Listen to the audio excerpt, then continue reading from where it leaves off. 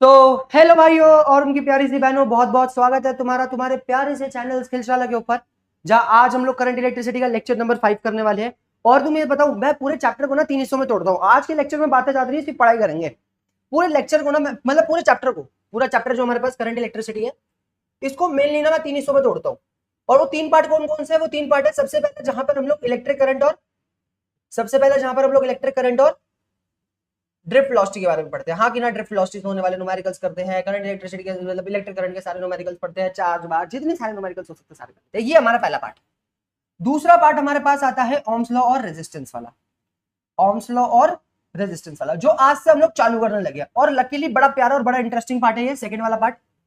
इसके बाद हमारे पास आता है थर्ड वाला पार्ट, जहां पर हम लोग ईएमएफ की बात करते हैं, ईएमएफ के बाद किरचॉफ्स लॉ की बात करते हैं, कॉम्बिनेशन ऑफ रेजिस्टर्स की बात करते हैं, कॉम्बिनेशन ऑफ बैटरीज की बात करते हैं, सारे कॉम्बिनेशंस की बात करते हैं। इसी के बीच में हमारे पास व्हीटस्टोन ब्रिज के साथ पोटेंशियोमीटर, सारे के सारे जितने भी हमारे पास पार्ट है वो आते हैं। ये हमारे चैप्टर का better third, one by third पूरे चैप्टर को हम लोग 3 हिस्सों में तोड़ते हैं, जिसमें से एक हिस्सा हम लोग लास्ट 4 लेक्चर्स के अंदर कंप्लीट कर चुके हैं। एक लेक्चर इलेक्ट्रिक करंट का कंसेप्ट, एक लेक्चर उसके क्वेश्चंस, एक कंसेप्ट ड्रिफ्ट वेलोसिटी का कंसेप्ट, मतलब एक लेक्चर में, और एक लेक्चर में उसके क्वेश्चंस। हाँ कि ना, आज से हम लोग ओम्स लॉ चालू करने लगे। ओम्स लॉ बड़ा ही प्यारा टॉपिक है। और उससे पहले मैं तुम्हारे को एक बहुत छोटी सी चीज बोलता हूँ, फॉर्मुलाज बहुत सारे आते हैं, सारे फॉर्मुलाज को एक साथ लिखते रहो और बार बार लिख लिख के ही फॉर्मुलाज को प्रैक्टिस करो। लिखने से फॉर्मुलाज याद होते हैं। अपनी अपनी फॉर्मुला शीट बनाओ, मुझे इंस्टाग्राम पे भेजो, और तुम जहां मर्जी भेजो यार, मैं देखूंगा। मुझे अच्छा लगेगा, फॉर्मुला शीट बना के भेजोगे तो तुम अच्छी क्या कोई दिक्कत। अच्छी फॉर्मुला शीट्स को मैं खुद की स्टोरी पे भी लगा दूंगा। डन। उसके बाद हम लोग आगे बढ़ते हैं। मैं भी रखूंगा यार अपने पास, मेरे काम आती है, बच्चों को दिखाऊंगा। ये देखो मैंने बनाई, हमने बनाई है। टाइम वेस्ट नहीं करेंगे आज के लेक्चर में। मेरी बात ध्यान से सुनो। मान लो कि मेरे पास एक वायर है, एग्जांपल ले लेते हैं। मेरे पास एक वायर है और मेरे पास दूसरी वायर है। एक वायर के अंदर मैंने बैटरी लगाई है 24 वोल्ट की। कितनी? 24 वोल्ट की।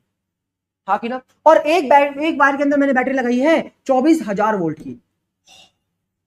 एक 24 वोल्ट की बैटरी है और एक 24,000 वोल्ट की बैटरी। अब मैं तुमसे बोलता हूं कि बाबे आकर के इसको पकड़ ले, और तू एक बात बता, जैसे ही इस वायर को पकड़ेगा, कौन सी ऐसी वायर है जिसमें हमारे को करंट ज्यादा फील होगा? 24 वोल्ट वाली में ज्यादा फील होगा या 24,000 वोल्ट वाली में ज्यादा फील होगा? तुम्हारा बहुत छोटा सा कहना क्या होगा कि 24,000 वोल्ट वाली में करंट ज्यादा होगा और 24 वोल्ट वाली में करंट कम होगा। हाँ कि ना। तुम जानते हो अगर पीछे से पोटेंशियल वी वोल्ट क्या होता है? वोल्ट माने पोटेंशियल। अगर तुम जानते हो कि कल को अगर पोटेंशियल की वैल्यू क्या होती है, पोटेंशियल की वैल्यू ज्यादा होती है, तो बनने वाला जो करंट होता है वो भी ज्यादा होता है। हाँ कि ना। अगर इसके अंदर 24 वोल्ट लगा हो तो इसका करंट कम होगा, इसके 24,000 वोल्ट लगा हो तो उसका करंट ज्यादा होगा। जितना ज्यादा किसी वायर का पोटेंशियल, उतना ज्यादा ही उसके अंदर क्या क्रिएट होता है, उतना ही ज्यादा उसके अंदर इलेक्ट्रिक करंट क्रिएट होता है। और ये चीज सबसे पहले जिस बंदे ने नोटिस करी थी वो थे हमारे सर जॉर्ज साइमन ओम। सर जॉर्ज साइमन ओम। साइमन वो बैक, ओ नो, ये वो वाले साइमन नहीं है, ये दूसरे वाले साइमन है। सर जॉर्ज साइमन ओम। और इन्होंने सबसे पहले हमारे को क्या बताया था? इन्होंने ओम्स लॉ बताया था। और ओम्स लॉ की स्टेटमेंट ना अपने दिमाग में रखना। कहते हैं वो भी यही चीज है, जितना ज्यादा पोटेंशियल उतना ज्यादा करंट। फील कोई नहीं दिलाता, मैं तुम्हारे को फील दिलाऊंगा ऐसा किस वजह से होता है। मेरी बात ध्यान से सुनना, पहले स्टेटमेंट लिख लो कि इन्होंने क्या दिया था। इन्होंने दिया था ओम्स लॉ। और ओम्स लॉ को, लॉ क्या होता है? लॉ कोई सी भी ऐसी स्टेटमेंट जिनको सिर्फ और सिर्फ ऑब्जर्व करा जाता है। और इन्होंने भी ऑब्जर्व करा था। हाँ कि ना। क्या ऑब्जर्व करा था? इन्होंने ऑब्जर्व करा था एट अ कांस्टेंट टेम्परेचर। क्या? एट अ कांस्टेंट टेम्परेचर और इन अ गिवन सर्किट, और इन अ गिवन सर्किट। मतलब टेम्परेचर कांस्टेंट रहना चाहिए और सर्किट चेंज नहीं होना चाहिए। कंडीशन है ओम्स लॉ की टेम्परेचर कांस्टेंट रहना चाहिए।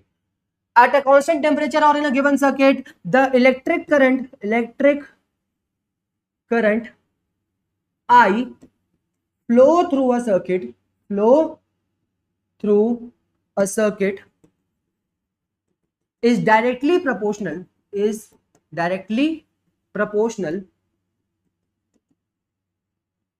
to the potential difference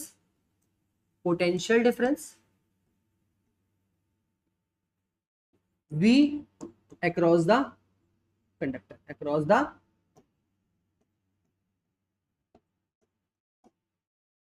क्या बोला ओम्स ने?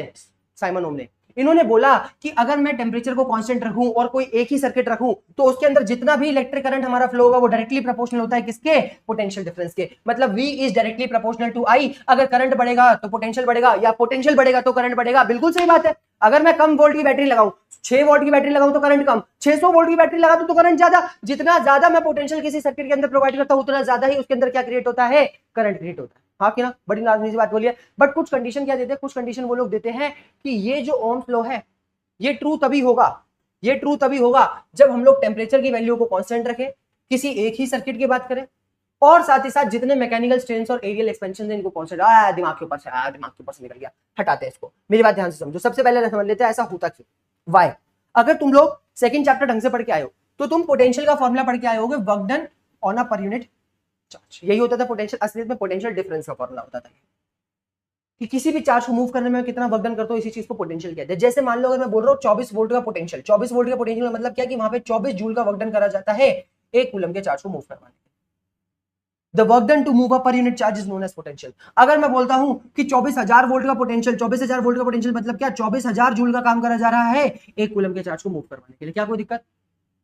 बहुत इजी है। मैं तुमसे पूछ रहा हूं दोनों के अंदर ही वर्क डन हो रहा है, लेकिन एक कूलम के चार्ज को मूव करवाने के लिए ज्यादा वर्क डन कहां हो रहा है? जहां पर पोटेंशियल ज्यादा। पोटेंशियल ज्यादा होने का मतलब ही क्या है कि एक कूलम के चार्ज को मूव करवाने के लिए वर्क डन ज्यादा करा जा रहा है।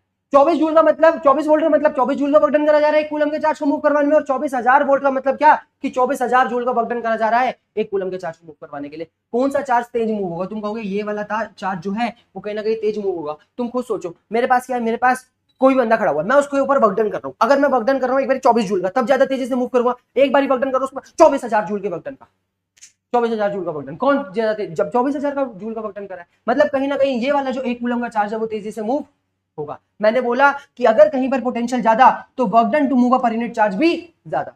जिस वजह से अगर पोटेंशियल ज्यादा होता है, क्या बोला मैंने, अगर पोटेंशियल ज्यादा होता है तो work done to move a 1 coulomb charge भी ज्यादा होता है, और वर्क डन ज्यादा होता है तो चार्ज कैसे मूव करेगा? चार्ज फास्ट मूव करेगा। कैसे मूव करेगा? Fast move. और चार्ज फास्ट मूव करेगा तो उसको मूव होने में टाइम कम लगेगा। बिल्कुल सही बात है। मैंने बोला कि अगर पोटेंशियल ज्यादा तो उसको वर्क डन करने का वर्क डन ज्यादा होगा, उसके ऊपर होने वाला वर्क डन ज्यादा होगा तो चार्ज फास्ट मूव करेगा, चार्ज फास्ट मूव होगा तो टाइम कम लगेगा। और हम लोग पढ़ क्या है, I is equal to q by t. Current is defined as the charge moving on a per unit time. अगर टाइम कम लगेगा उसको मूव होने में तो कहीं ना कहीं करंट की वैल्यू ज्यादा आएगी। निकल के आई फील? क्या निकल के आई फील? मैंने तुम्हारे को बोला कि V जो होता है वो work done on a per unit charge होता है। अगर पोटेंशियल ज्यादा होगा तो वर्क डन एक कूलम के चार्ज को मूव होने में ज्यादा होगा। अगर एक कूलम के चार्ज पर वर्क डन ज्यादा होगा तो चार्ज जो है वो फास्ट मूव करेगा तो टाइम कम लगेगा, और टाइम कम लगेगा तो I is equal to q by t होता है। अगर टाइम कम लगेगा तो हमारे पास करंट की वैल्यू ज्यादा है। सुंदर सुंदर वो कंसेप्ट बड़ा सुंदर, क्या मजा आ गया? हाँ कि ना? इसको प्रूफ भी कर दिया हम लोगों ने कि ओह्म लॉ बिल्कुल सही कहता है कि एट अ कांस्टेंट टेम्परेचर और इन अ गिवन सर्किट जितना ज्यादा मैं पोटेंशियल दूंगा उतना ज्यादा ही मेरे पास क्या आएगा? करंट आएगा। हाँ कि ना? और ये जो बात बोली जाती है ना, एट अ कांस्टेंट टेम्परेचर और इन अ गिवन सर्किट, क्यों? क्योंकि जैसे ही मैं यहाँ पे प्रोपोर्शनल का साइन डालता हूं तो मेरे पास एक कांस्टेंट आ जाता है जिसको हम लोग क्या कहते हैं? रेजिस्टेंस। आर रेजिस्टेंस हमारी नई फिजिकल क्वांटिटी जिसके बारे में हमारे को सबसे ज्यादा जानना है। क्या होता है रेजिस्टेंस, क्या नहीं होता रेजिस्टेंस, ये सब अभी हम लोग धीरे धीरे अच्छे से समझेंगे किसी भी सर्किट के अंदर। अभी ये समझ लो रेजिस्टेंस क्या होता है। रेजिस्टेंस वो कांस्टेंट होता है, प्रोपोर्शनैलिटी कांस्टेंट होता है जो हमारा ओह्म्स लॉ के अंदर आता है। क्या कोई दिक्कत? जैसे हम लोग प्रोपोर्शनल का साइन आएंगे, रेजिस्टेंस होता है कि कोई से भी कंडक्टर की कितनी कैपेसिटी है कि वो करंट को कितना रोक सकता है। अब तुम मान लो कि मेरे पास 2 सर्किट है। हाँ कि ना? मेरे पास 2 सर्किट है और दोनों सर्किट के अंदर मैंने 6 वोल्ट की बैटरी लगाई। क्या कोई दिक्कत? मैंने दोनों सर्किट के अंदर 6 वोल्ट की बैटरी लगाई और मैंने बोला कि दोनों एक के अंदर आ रहा है हमारे पास 6 एम्पियर का करंट, मानते 6 का नहीं 4 एम्पियर का करंट आ रहा है। हाँ कि ना? तो क्या दूसरे वाले सर्किट के अंदर भी मेरे पास 4 एम्पियर का करंट आएगा? ऐसा हमेशा जरूरी नहीं है। दोनों कंडक्टर, दोनों सर्किट के अंदर मैंने 6-6 वोल्ट की बैटरी लगाई पर दोनों के अंदर 4-4 एम्पियर का करंट आया, ऐसा हमेशा जरूरी नहीं है, क्योंकि इनके रेजिस्टेंस के ऊपर भी डिपेंड करता है कि कौन सा जो हमारा सर्किट है वो करंट को कितना रोकता है। मान लो इसका रेजिस्टेंस 4 ओम का है, मान लो जस्ट एग्जांपल लिया मैंने, इसका रेजिस्टेंस 4 ओम का है, इसका रेजिस्टेंस 8 ओम का है, तो कहीं ना कहीं इसके अंदर करंट ज्यादा कम क्रिएट होगा क्योंकि इसका रेजिस्टेंस ज्यादा करंट को रोक देगा। रेजिस्टेंस का मतलब ही क्या होता है कि कोई करंट को कितना रोक पा रहा है दोनों के अंदर पोटेंशियल सेम 6 वोल्ट का है, दोनों के अंदर 6 वोल्ट का पोटेंशियल, लेकिन करंट दोनों के अंदर सेम क्रिएट नहीं होगा। क्यों क्रिएट नहीं होगा? क्योंकि इसका रेजिस्टेंस कहीं ना कहीं ज्यादा है। ओह्म्स लॉ दोनों फॉलो करेंगे, मैं दोनों का अगर पोटेंशियल बढ़ाऊंगा तो दोनों का करंट इंक्रीज करेगा, लेकिन दोनों के करंट की वैल्यू सेम नहीं होगी क्योंकि दोनों के दोनों डिपेंड करते हैं उसके रेजिस्टेंस के ऊपर। क्या कोई दिक्कत? इसी वजह से हम लोग एक प्रोपोर्शनैलिटी कांस्टेंट को लेकर के आते हैं अपनी किसके अंदर? ओह्म्स लॉ की इक्वेशन के अंदर, जो क्या होता है हमारे पास R होता है जिसको हम लोग क्या कहते हैं? रेजिस्टेंस। अभी से रेजिस्टेंस के बारे में हम लोग और आगे ढंग से पढ़ेंगे। क्या कोई दिक्कत? यहां से इसको याद रखने का फॉर्मूला, ये कौन याद रखना चाहता है? V इक्वल टू IR, बच्चा याद कर लेता है। वीर द रोबो बॉय, याद है? हाँ कि ना? वीर से याद रख लो, V इक्वल टू IR। अब यहां से 2 फॉर्मूलास क्या निकलते हैं? Current is equal to V upon R और R is equal to V upon. तुम्हें पता है क्या? करंट तो हम लोग बहुत पहले से पढ़ चुके हैं, लेकिन फिजिकली मतलब फिजिक्स के अंदर हम लोग रेजिस्टेंस को डिफाइन ही ऐसे करते हैं, it is a ratio of the potential and the current. असलियत में रेजिस्टेंस को बहुत अच्छे तरीके से पढ़ा जा सकता है, अभी पढ़ेंगे भी। लेकिन क्या तुम्हारे को ओम्स लॉ समझ में आ रहा है कि ओम्स लॉ कितनी छोटी सी चीज कहता है? वो इसलिए तो कह रहा है कि टेम्परेचर कांस्टेंट होना चाहिए, टेम्परेचर के चेंज होने से रेजिस्टेंस में फर्क पड़ता है। सर्किट चेंज नहीं होना चाहिए, एक ही सर्किट होना चाहिए। और मैकेनिकल स्ट्रेंथ नहीं होनी चाहिए, लेंथ वेंथ चेंज नहीं होनी चाहिए। स्ट्रेन का मतलब क्या होता है? लेंथ चेंज करना, एरिया चेंज करना, हाँ कि ना? इससे भी हमारे रेजिस्टेंस के ऊपर फर्क पड़ जाता है। एरियल एक्सपेंशन नहीं होनी चाहिए, एरिया एक्सपैंड नहीं होना चाहिए, रेजिस्टेंस चेंज हो जाएगा। रेजिस्टेंस इन सब क्वांटिटी के ऊपर डिपेंड करता है, अभी पढ़ेंगे धीरे धीरे। बस छोटी सी चीज हम लोगों ने क्या पढ़ी? छोटी सी चीज हम लोगों ने ये पढ़ी कि ओम्स लॉ कहता है कि जितना ज्यादा पोटेंशियल उतना ज्यादा करंट, जैसे प्रोपोर्शनल का साइन हटाया V इक्वल्स टू IR आ गया, हाँ कि ना? अगर मैं यहाँ पे V वर्सेस I कर्व बनाना चाहूँ, क्या बनाना चाहूँ? V वर्सेस I ग्राफ बनाना चाहूँ, तो मेरे पास कैसा जाएगा? वो जाएगा मेरे पास स्ट्रेट, कि जैसे जैसे मेरे पास पोटेंशियल बढ़ता जाएगा वैसे वैसे मेरे पास करंट भी बढ़ता जाएगा। क्या कोई दिक्कत? इजी है यानी? बस रीड करो, रीड कर लो, एक बार रीड कर लो, कुछ नहीं लिखा हुआ इसके अलावा। यहाँ पे क्या क्या लिखा हुआ है मैं तुम्हारे को रीड करके बता दूं। तो मुझे पता है तुम लोग गधे हो, जब किसी बच्चे को बोलते हो ना रीड कर लो, तो पता क्या, इसने तो रेस्ट दे दिया हमारे को। अरे रीड करने के लिए बोला, रीड करने के लिए क्या बोला है? At a constant temperature and in a given circuit the current I flow through the conductor is always directly proportional to the potential difference V across the conductor given that all physical conditions such as mechanical strength and aerial expansion are kept constant। यही limitation भी है इसकी, यही limitation है। तुमसे अगर कल को पूछ ली जाती है ना पेपर में, what is the limitation of Ohm's law, Ohm's law कहां वैलिड नहीं? तो जहां टेम्परेचर कांस्टेंट नहीं वहां ओम्स लॉ वैलिड नहीं, जहां टेम्परेचर कांस्टेंट नहीं वहां ओम्स लॉ वैलिड नहीं। हम लोग पढ़ेंगे ओम्स लॉ की लिमिटेशंस भी पढ़ेंगे, एक अलग से लेक्चर निकाल के लेके आऊंगा ओम्स लॉ की लिमिटेशन का। बच्चों को समझ में नहीं आती लिमिटेशन ऑफ ओम्स लॉ होती क्या है, ठीक है? अब मेरी बात ध्यान से समझो, मैथमेटिकली हम लोगों को पढ़ा V is directly proportional to I होता है। जैसे जैसे मैं करंट बढ़ाता जाऊंगा, जैसे जैसे पोटेंशियल बढ़ाता जाऊंगा वैसे वैसे करंट बढ़ेगा। हमारे पास एक कांस्टेंट आता है जिसको रेजिस्टेंस कहते हैं। What is resistance? The proportionality mathematical constant in Ohm's law equation is resistance which depend on the length, area, cross section and temperature. ये रेजिस्टेंस का जो हमारा कांस्टेंट आया है ये डिपेंड करता है एरिया के ऊपर, मैकेनिकल स्ट्रेंथ के ऊपर, लेंथ के ऊपर, टेंपरेचर के ऊपर। तो अगर ये सब चेंज होगा तो रेजिस्टेंस की वैल्यू चेंज हो जाएगी और V is directly proportional to I कभी कभार नहीं रहेगा। फिर इसी वजह से हम लोग बोलते हैं सर्किट के अंदर ये सारी की सारी वैल्यूज क्या रहनी चाहिए? सर्किट के अंदर ये सारी की सारी वैल्यूज कांस्टेंट रहनी चाहिए। फील निकल के आ गई ओम्स लॉ की। अब ओम्स लॉ के ना ग्राफ्स के साथ थोड़ा बहुत खेल लेते हैं। ओम्स लॉ के ग्राफ्स में तुम्हारे को बहुत सारी चीजें बोली जाती है। ओम्स लॉ के अंदर मेन हम लोगों ने तीन ही चीजें पढ़ी, और वो तीन चीजें हम लोगों ने कौन कौन सी पढ़ी? एक पढ़ी V is equal to IR, एक हम लोगों ने पढ़ी I is equal to V by R, और एक हम लोगों ने पढ़ी R is equal to V by I, R is equal to V by I। और तुम्हें पता है ये वाला फॉर्मूला सबसे ज्यादा जरूरी है ग्राफ, सबसे ज्यादा जरूरी। ध्यान से समझने की कोशिश करना। मैं दो ग्राफ बना लेता हूँ, दो ग्राफ मेरे पास कौन कौन से? एक बना लेता हूँ मैं V वर्सेस I का कर्व, और एक मैं बना लेता हूँ I वर्सेस V का कर्व, हाँ कि ना? और दोनों के दोनों कर्व सेम ही निकलेंगे, दोनों के दोनों कर्व क्या रहेंगे? दोनों के दोनों कर्व ही स्ट्रेट लाइन रहेंगे।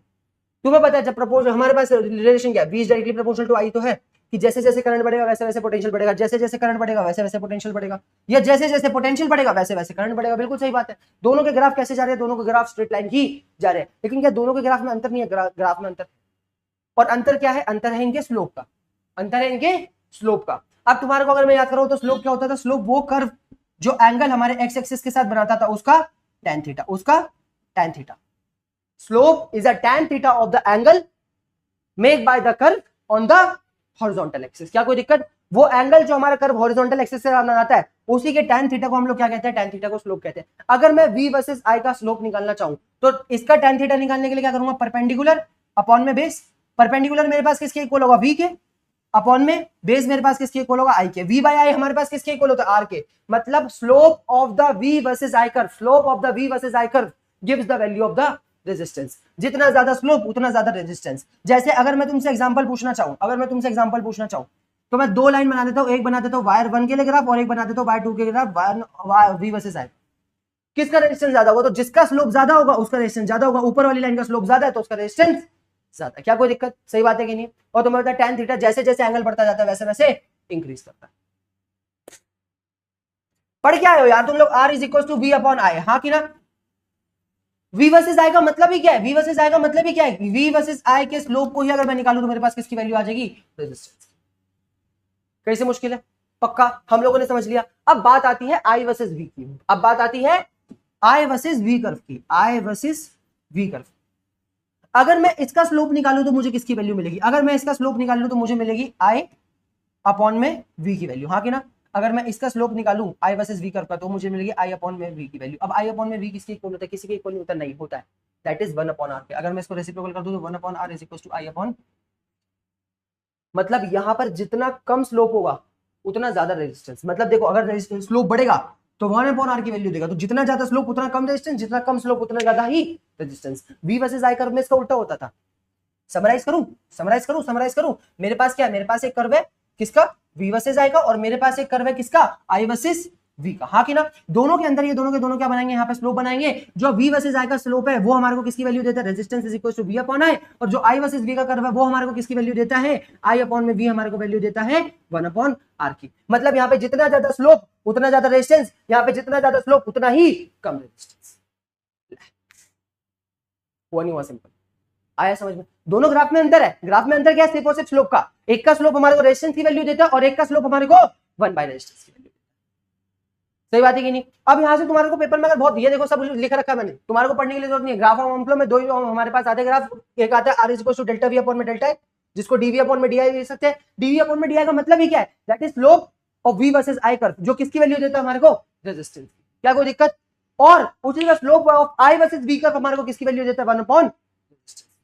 क्लियर है नहीं। मतलब यहाँ पे जितना ज्यादा slope, greater the slope greater the value of resistance, greater the slope greater the value of the resistance. क्या कोई दिक्कत, जिंदगी में कभी भूलोगे नहीं भूलोगे। अभी तुम्हारे को इतनी छोटी ट्रिक बता दूंगा ना, इसके क्वेश्चन करने की इतनी छोटी ट्रिक बता दूंगा, तुम कहोगे मौज बांध दी। ध्यान से समझने की कोशिश करना, ये वाला क्वेश्चन करो, ये अपनी ट्रिक तो छिपा दू, ये वाला क्वेश्चन करो। तुम्हें बोला गया है दो कर्व दे रखे हैं, इसमें से R1 और R2 में से किसकी वैल्यू ज्यादा होगी। अब सबसे पहले एक बात बताओ, कौन सा कर्व है, V वर्सेस I कर्व है, हाँ कि ना।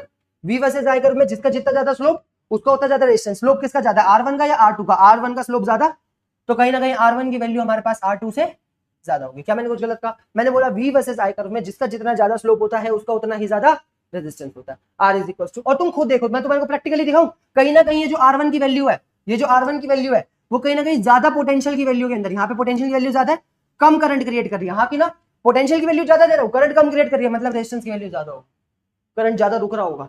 और अगला वाला कम पोटेंशियल के अंदर भी ज्यादा करंट क्रिएट कर रहा है, ज्यादा करंट क्रिएट कर रहा है, कम पोटेंशियल, मतलब इसके रेजिस्टेंस की वैल्यू। सही बात है कि नहीं। तुम प्रैक्टिकली देख सकते हो यार, कितना प्रैक्टिकली देख सकते हो कि जो R1 है उसको पोटेंशियल की वैल्यू ज्यादा मिली पड़ी है, इतना पोटेंशियल मिला हुआ है और करंट इतना सा क्रिएट कर रहा है, अगले वाला करंट इतना क्रिएट कर रहा है, पोटेंशियल इतना सा मिला हुआ, मतलब कहीं ना कहीं रेजिस्टेंस हमारा दूसरा वाला कम होगा क्योंकि करंट ज्यादा क्रिएट हो रहा है। अगले वाले में चलते, अगला वाला कर्व हमारे को दे रखा है I वर्सेस V कर्व का। इसमें बताओ R2 और R1 की वैल्यू किसी ज्यादा होगी। अब हम लोग पढ़ के आए हैं कि I वर्सेस V कर्व के अंदर जितना ज्यादा स्लोप उतना कम रेजिस्टेंस, मतलब R1 की वैल्यू यहाँ पे कहीं ना कहीं क्या होगी, वो कम होगी एज कंपेयर टू R2 की वैल्यू ज्यादा होगी, क्योंकि जिसका जितना कम स्लोप उसका रेजिस्टेंस उतना ज्यादा। और तुम खुद सोच लो, ये वाला जो R2 वाली वैल्यू है ज्यादा पोटेंशियल के अंदर कम करंट क्रिएट कर रही है, मोर पोटेंशियल, और अगली वाली जो है वो कम पोटेंशियल के अंदर भी ज्यादा करंट क्रिएट कर रही है, तो R1 का पोटेंशियल जो रेजिस्टेंस है वो कहीं ना कहीं कम होगा। इजी है ये नहीं। अब बच्चे पता है बड़े कंफ्यूज रहते हैं, ये कैसे सॉल्व करें।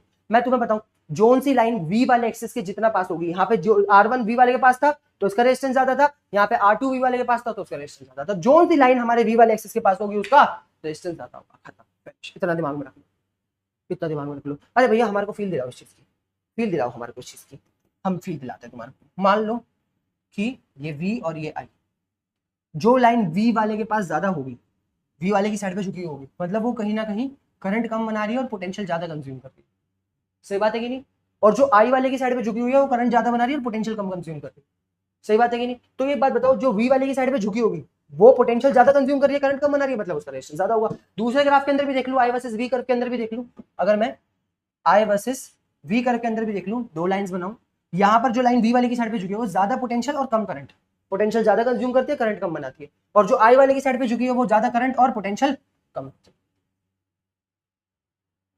सीधा बस इतना याद रख लो, क्या याद रख लो, सीधा बस इतना याद रख लो कि जो लाइन हमारे V वाले एक्सिस के जितनी पास होगी वो उतना ही ज्यादा रेजिस्टेंस, उस लाइन का उतना ही ज्यादा, उस वायर का उतना ही ज्यादा, मतलब जो भी वायर हम लोगों ने प्लॉट करी उसका उतना ही ज्यादा। क्या कोई दिक्कत, इजी है यानी बहुत इजी है पक्का। हम लोगों ने क्या करा, हम लोगों ने पूरा ओम्स लॉ पढ़ लिया, इसके बाद रेजिस्टेंस ही चालू होना, पूरा हम लोगों ने ओम्स लॉ पढ़ लिया। ओम्स लॉ के अंदर हम लोगों ने क्या करा, ओम्स लॉ के अंदर हम लोगों ने पढ़ा कि सर जॉर्ज साइमन ओम ने हम लोगों को क्या कहा था कि जितना ज्यादा पोटेंशियल हम लोग देंगे उतना ज्यादा हमारे पास है। अभी ओम्स लॉ खत्म नहीं हुआ, कहीं तुम सोचो ओम्स लॉ खत्म हो गया, अभी डेरिवेशन करेंगे हम लोग ओम्स लॉ की, फिर डेरिवेशन करने के बाद वहां से रेजिस्टेंस का फॉर्मूला निकालेंगे, फिर उसके बाद हम लोग इसका वेक्टर फॉर्म पढ़ेंगे। पूरा लेक्चर बहुत लंबा होने वाला है और अच्छे से पढ़ना, बड़ा मजा आएगा तुम्हारे को। मैंने सबसे पहले ओम्स लॉ में तुम्हें बताया V किसके डायरेक्टली प्रोपोर्शनल होता है हमारे पास, I यानी करंट के। जैसे ही मैं proportional sign down is equal to लगाऊं तो मेरे पास कांस्टेंट आ जाता है रेजिस्टेंस। ये रेजिस्टेंस जो होता है ये टेंडेंसी होती है किसी भी कंडक्टर की कि वो हमारे करंट को कितना ज्यादा रोक सकता है। अभी और पढ़ेंगे रेजिस्टेंस के बारे में। ये डिपेंड करता है किसके ऊपर, लेंथ के ऊपर, ये डिपेंड करता है किसके ऊपर, एरिया के ऊपर। ये डिपेंड करता है किसके ऊपर, टेम्परेचर के ऊपर। इसलिए ओम्स लॉ बड़ा बड़ा बोलता है कि ये रिलेशनशिप तभी ट्रू है जब टेम्परेचर कांस्टेंट रखा जाए और कोई सा भी फिजिकल स्ट्रेन और एरियल एक्सपेंशन को हम लोग कांस्टेंट माने, ऐसा नहीं हो रहा हो। क्या कोई दिक्कत? इजी है यानी। फिर हम लोगों ने इसके ग्राफ पढ़े, इसके ग्राफ पढ़े दो हम लोगों ने, एक पढ़ा v वर्सेस i और एक हम लोगों ने पढ़ा i वर्सेस v। दोनों निकलते स्ट्रेट लाइन ही है, पर v वर्सेस i का कर्व जो होता है इसका स्लोप हमारे को रेजिस्टेंस की वैल्यू देता है और इसका स्लोप जो होता है हमारे को 1 बाय रेजिस्टेंस की वैल्यू देता है। इसका जितना ज्यादा स्लोप उतना ज्यादा रेजिस्टेंस, इसका जितना ज्यादा स्लोप उतना कम रेजिस्टेंस। जो लाइन v वाले एक्सिस के ज्यादा पास होगी वो रेजिस्टेंस ज्यादा कैरी करेगी। बस खत्म, फिनिश। क्या कोई दिक्कत?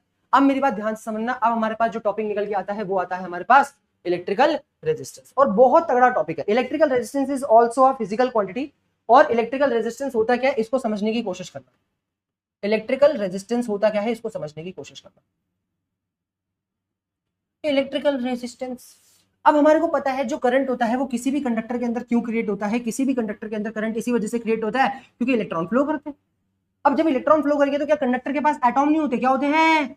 एटॉम। और जैसे ही इलेक्ट्रॉन फ्लो कर रहे हैं सामने एटम आया और एटम से टकरा गए, हाँ कि ना? तुम्हें पता है उनके बीच में कोलिजन होती है। अभी तो हम लोगों ने ड्रिप वेलोसिटी में पढ़ा था कि इलेक्ट्रॉन मूव करते हुए क्या करते हैं, पॉजिटिव चार्ज से कोलाइड करते हैं, एटम से कोलाइड करते हैं, और इन्हीं कोलिजन की वजह से ना उनका फ्लो रेजिस्ट होता है। रेजिस्टेंस का मतलब ये क्या है? रुकावट। रेजिस्ट करना ही मतलब क्या?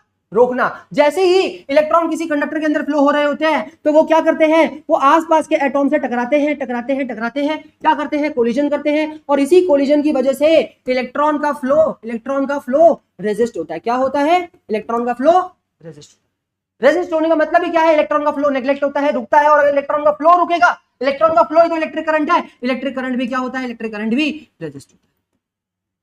किसी भी कंडक्टर की टेंडेंसी कि वो अपने अंदर से फ्लो होने वाले इलेक्ट्रॉन्स को रोकता है, उसके लिए रुकावट, रेजिस्टेंस क्रिएट करता है, इसी चीज को रेजिस्टेंस कहते हैं।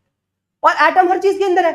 एटम कहां नहीं है? वायर में फ्लो होगा इलेक्ट्रॉन, वहां एटम है। बल्ब में फ्लो होगा, बल्ब में एटम है। जहां एटम है वहां रेजिस्टेंस है। क्या कोई दिक्कत? ज्यादा एटम ज्यादा resistance, come atom come resistance. What is electrical resistance? Electrical resistance is defined as the property of the conductor। किसी भी कंडक्टर की प्रॉपर्टी होती है जिसके चलते वो अपने अंदर से फ्लो होने वाले इलेक्ट्रॉन या अपने अंदर से फ्लो होने वाले इलेक्ट्रिक करंट को रेजिस्ट कर सकता है। क्या कोई दिक्कत? इजी है यानी। और इस रेजिस्टेंस का हम लोग एक फॉर्मूला बड़ी भली बात ही पढ़ के आए हैं, which is R is equal to V upon I। अभी हम लोग निकाल करके लेके आए हैं, हाँ कि ना? फिजिक्स डिफाइन ही रेजिस्टेंस को कैसे करती है? It is defined as the ratio of the potential versus electric current. क्या कोई दिक्कत? पोटेंशियल और इलेक्ट्रिक करंट के रेशियो को ही हम लोग रेजिस्टेंस कहते हैं। लेकिन असलियत में तुम्हारे को फील निकल के आई रेजिस्टेंस होता क्या है? रेजिस्टेंस किसी भी कंडक्टर की कैपेबिलिटी होती है कि वो अपने अंदर से फ्लो होने वाले इलेक्ट्रिक करंट को कितना ज्यादा रेजिस्ट कर सकता है। क्या कोई दिक्कत? ओहो हो, ऐसा यूनिट हमारे पास इलेक्ट्रिक रेजिस्टेंस की होती है ओम। क्या होती है? ओम।